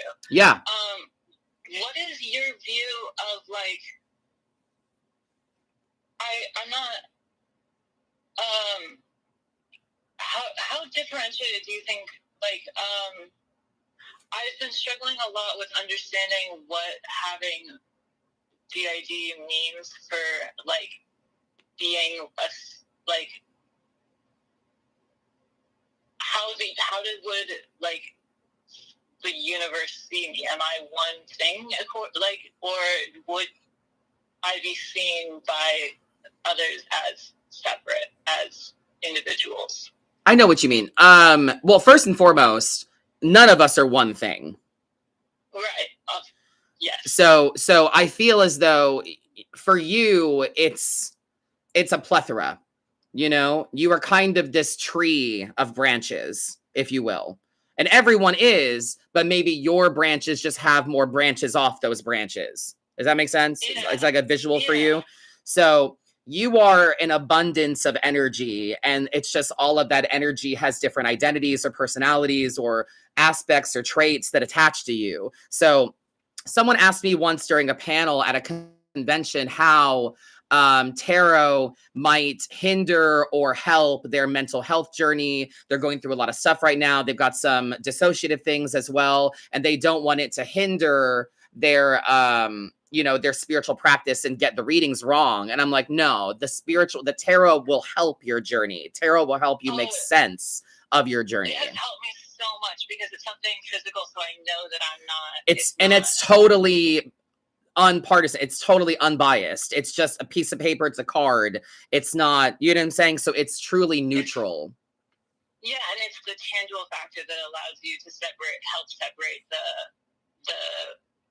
inside things from the outside. Absolutely. So if I were you, I would pull the court cards out of your deck and just fuck with those specifically when you feel kind of disassociative or you're kind of wondering like which version of me is kind of are we communicating with, or which version of me is coming to the surface, or what's my truth right now based on the identity that I'm associating with right now. You could pull the court cards out for that.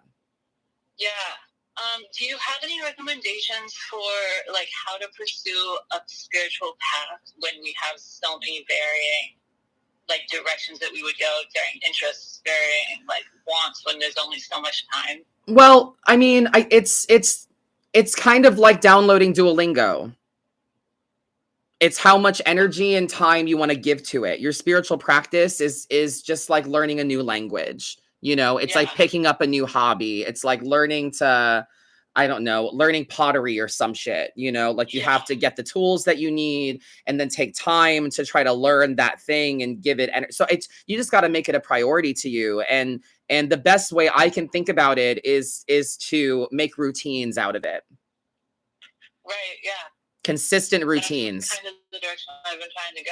Perfect. So you already do things. You already do shit daily. I'm sure you've got your own kind of routines. Maybe you get up in the morning, go to the bathroom, start the coffee, whatever it is. But let's add spiritual intention to those things. I'm not sure how much of my shit you watch, but I talk a lot about my shower ritual, and I grab the soap and I say this soap is love and protection, and I rub love and protection all over my body. So it's a spiritual practice that I have. I know I did my protection ritual this day. Maybe I need a bracelet or a gemstone or something to amplify it, but I've already got it, you know? Yeah. So I think it's because you're listen, I've got severe ADHD. I've got severe things myself, a lot of mental health things myself. So I ebb and flow through my likes and dislikes, through all of the stuff that I want to do or I have interest in, but I do so with spirituality being a consistent base, you know, that it's something that doesn't change. There's always space for it. I always make space for it. Yeah. So for you, I think go ahead. Oh, go ahead. No, you. I was just going to ask how to, if you had advice for like finding a focus, because I have this like innate feeling that I'm supposed to have, that there's something I'm supposed to follow or a direction I'm supposed to, and I can't figure out what it is. And I think it's an internal blockage that I have. Well, what are you interested in? Too many things. I'm interested in deity work. I have all my house plants, and I'm like starting to get really attached to them, and I have different just starting to get into connecting to like the spirit of them. I love that. It sounds to me like you have all of the tools, you've got all the stuff you need, but you don't know where to begin. Yeah, kind of. Okay. I have a book that I'm reading by Matt Oren. The not Psychic Witch, the other one. Oh, yeah. Mastering Magic. Yeah. Love that. Very good. Totally working through that one. It's taking me a while. Kitchen Table Magic is a really good one as well. That's by Melissa Cynova, Cynova.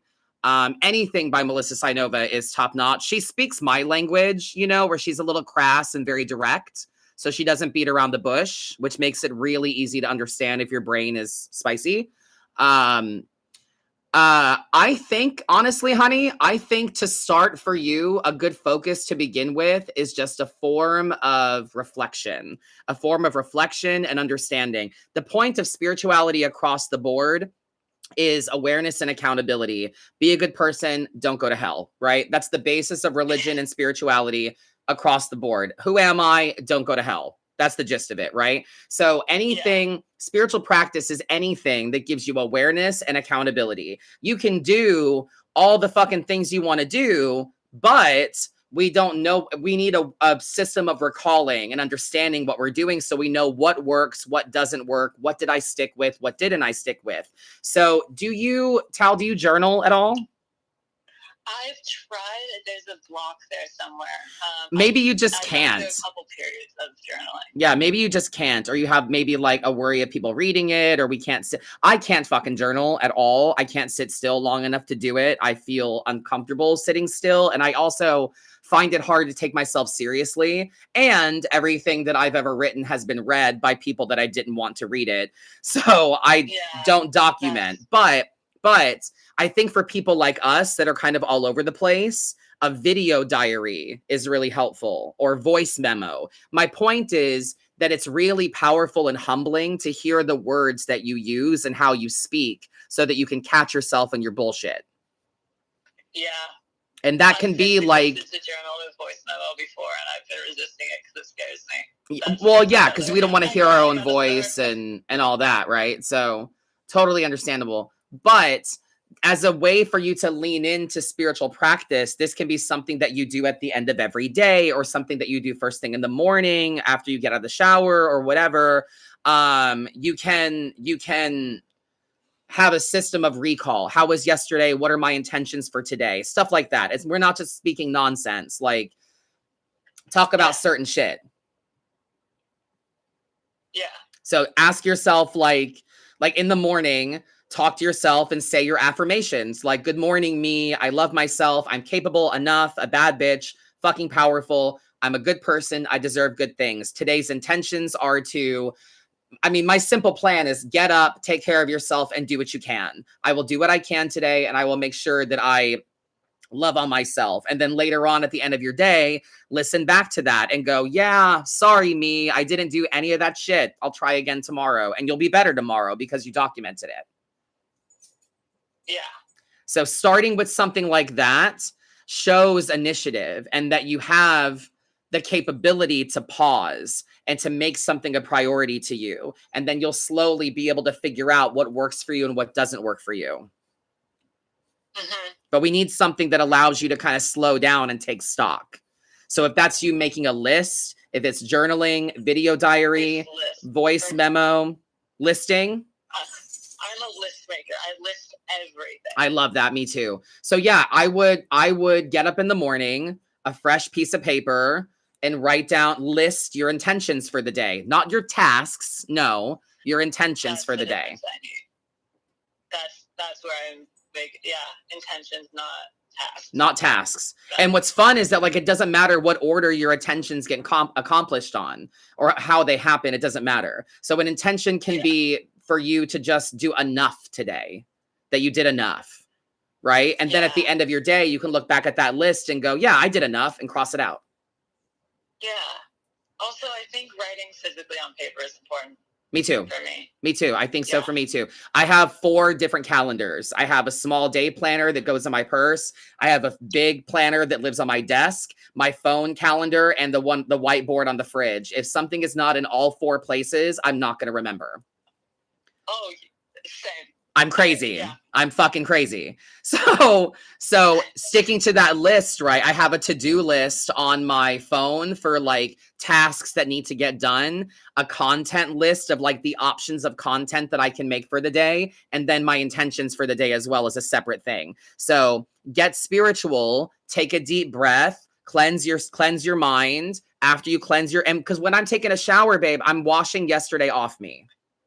Yeah, that's actually one habit I've gotten into. I have rosemary in my shampoo. Yes. Oh, I love you. Like one of my favorites. I love you. That's incredible. So you're already doing stuff. I think the listing, the seeing it written down, what your intentions are, what you're doing, what your goals are, and then coming back to them later will give you accountability to kind of pick a lane. Okay. Does that make sense? Because I've had the problem of things coming up and then doubting myself and putting them away and then different things. So it's like, specifically what got me interested is you were talking earlier about deity work. And I have like touched my toe or researched into like so many that I have lost direction entirely. Yeah. So well, you don't have to pick just one, babe.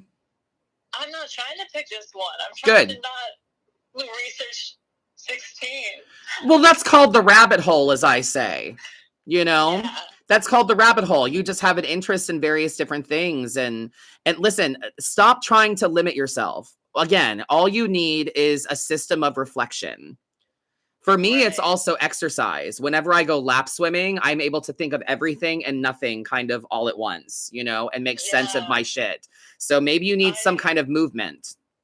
Yoga really helped me. And then I had top surgery and a hysterectomy. Period. And then I had a whole lot of struggle in getting back to being active and like feeling like in my body again. Yeah. So is yoga something that you can get back into? I think, now I can. Now you can. Fabulous. Make it a fucking priority to you. Make it sacred. Yes. That it's something that you do daily. Yes.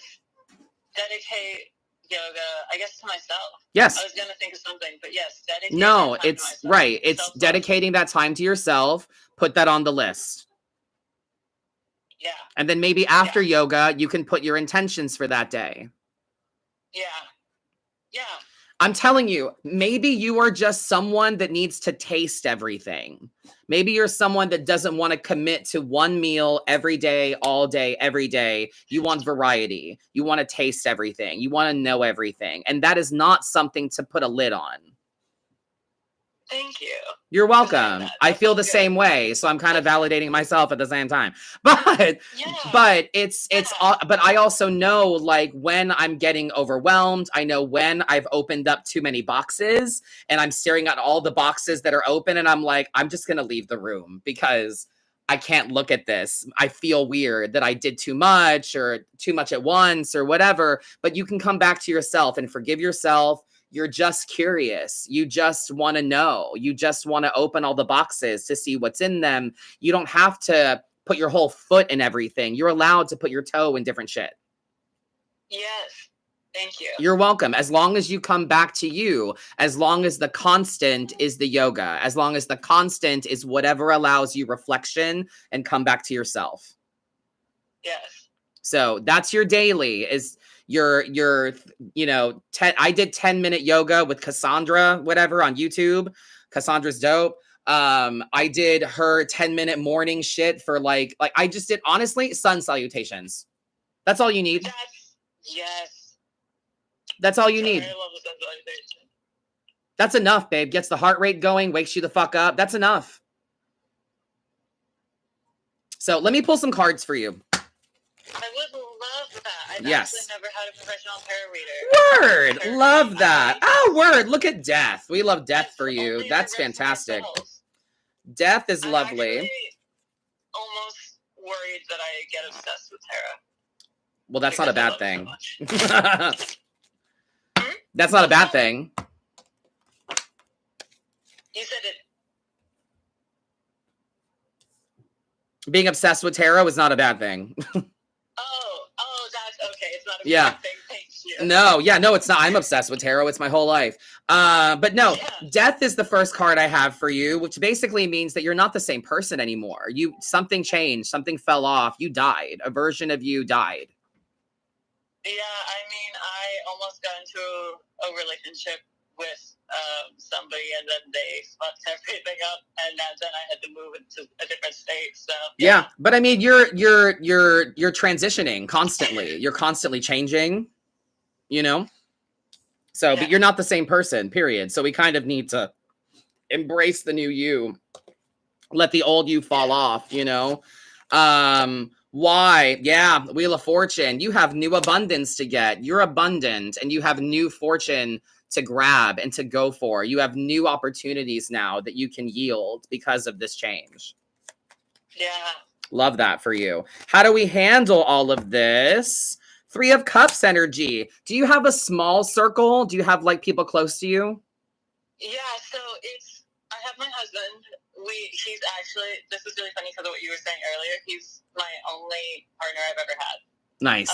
I met him and it was immediately the two of us. Love that.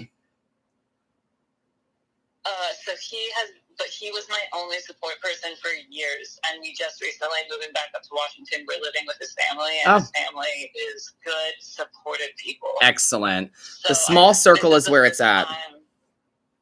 The small circle is where it's at for you. Yeah. Okay. That's actually good to know, because I had been worried about needing to find a bigger support group, expand, but that tells me yeah, why fuck with what works? Joel and I have his brother, I have his parents, yeah, I have the people who, you've got these people. Let the people that love you. Let them. Yeah, I have not been going to them as much as I should be. Let them. You know, that's what they're there for. That's what they want. Honestly. I like it. I really do. You're not the same person. You've gone through a major change that's led you up to where you are. And you're seeing all of this opportunity for growth and newness. And you're a kid in a candy store right now. And that's great. So let's share it. Let's share it with people that care about you.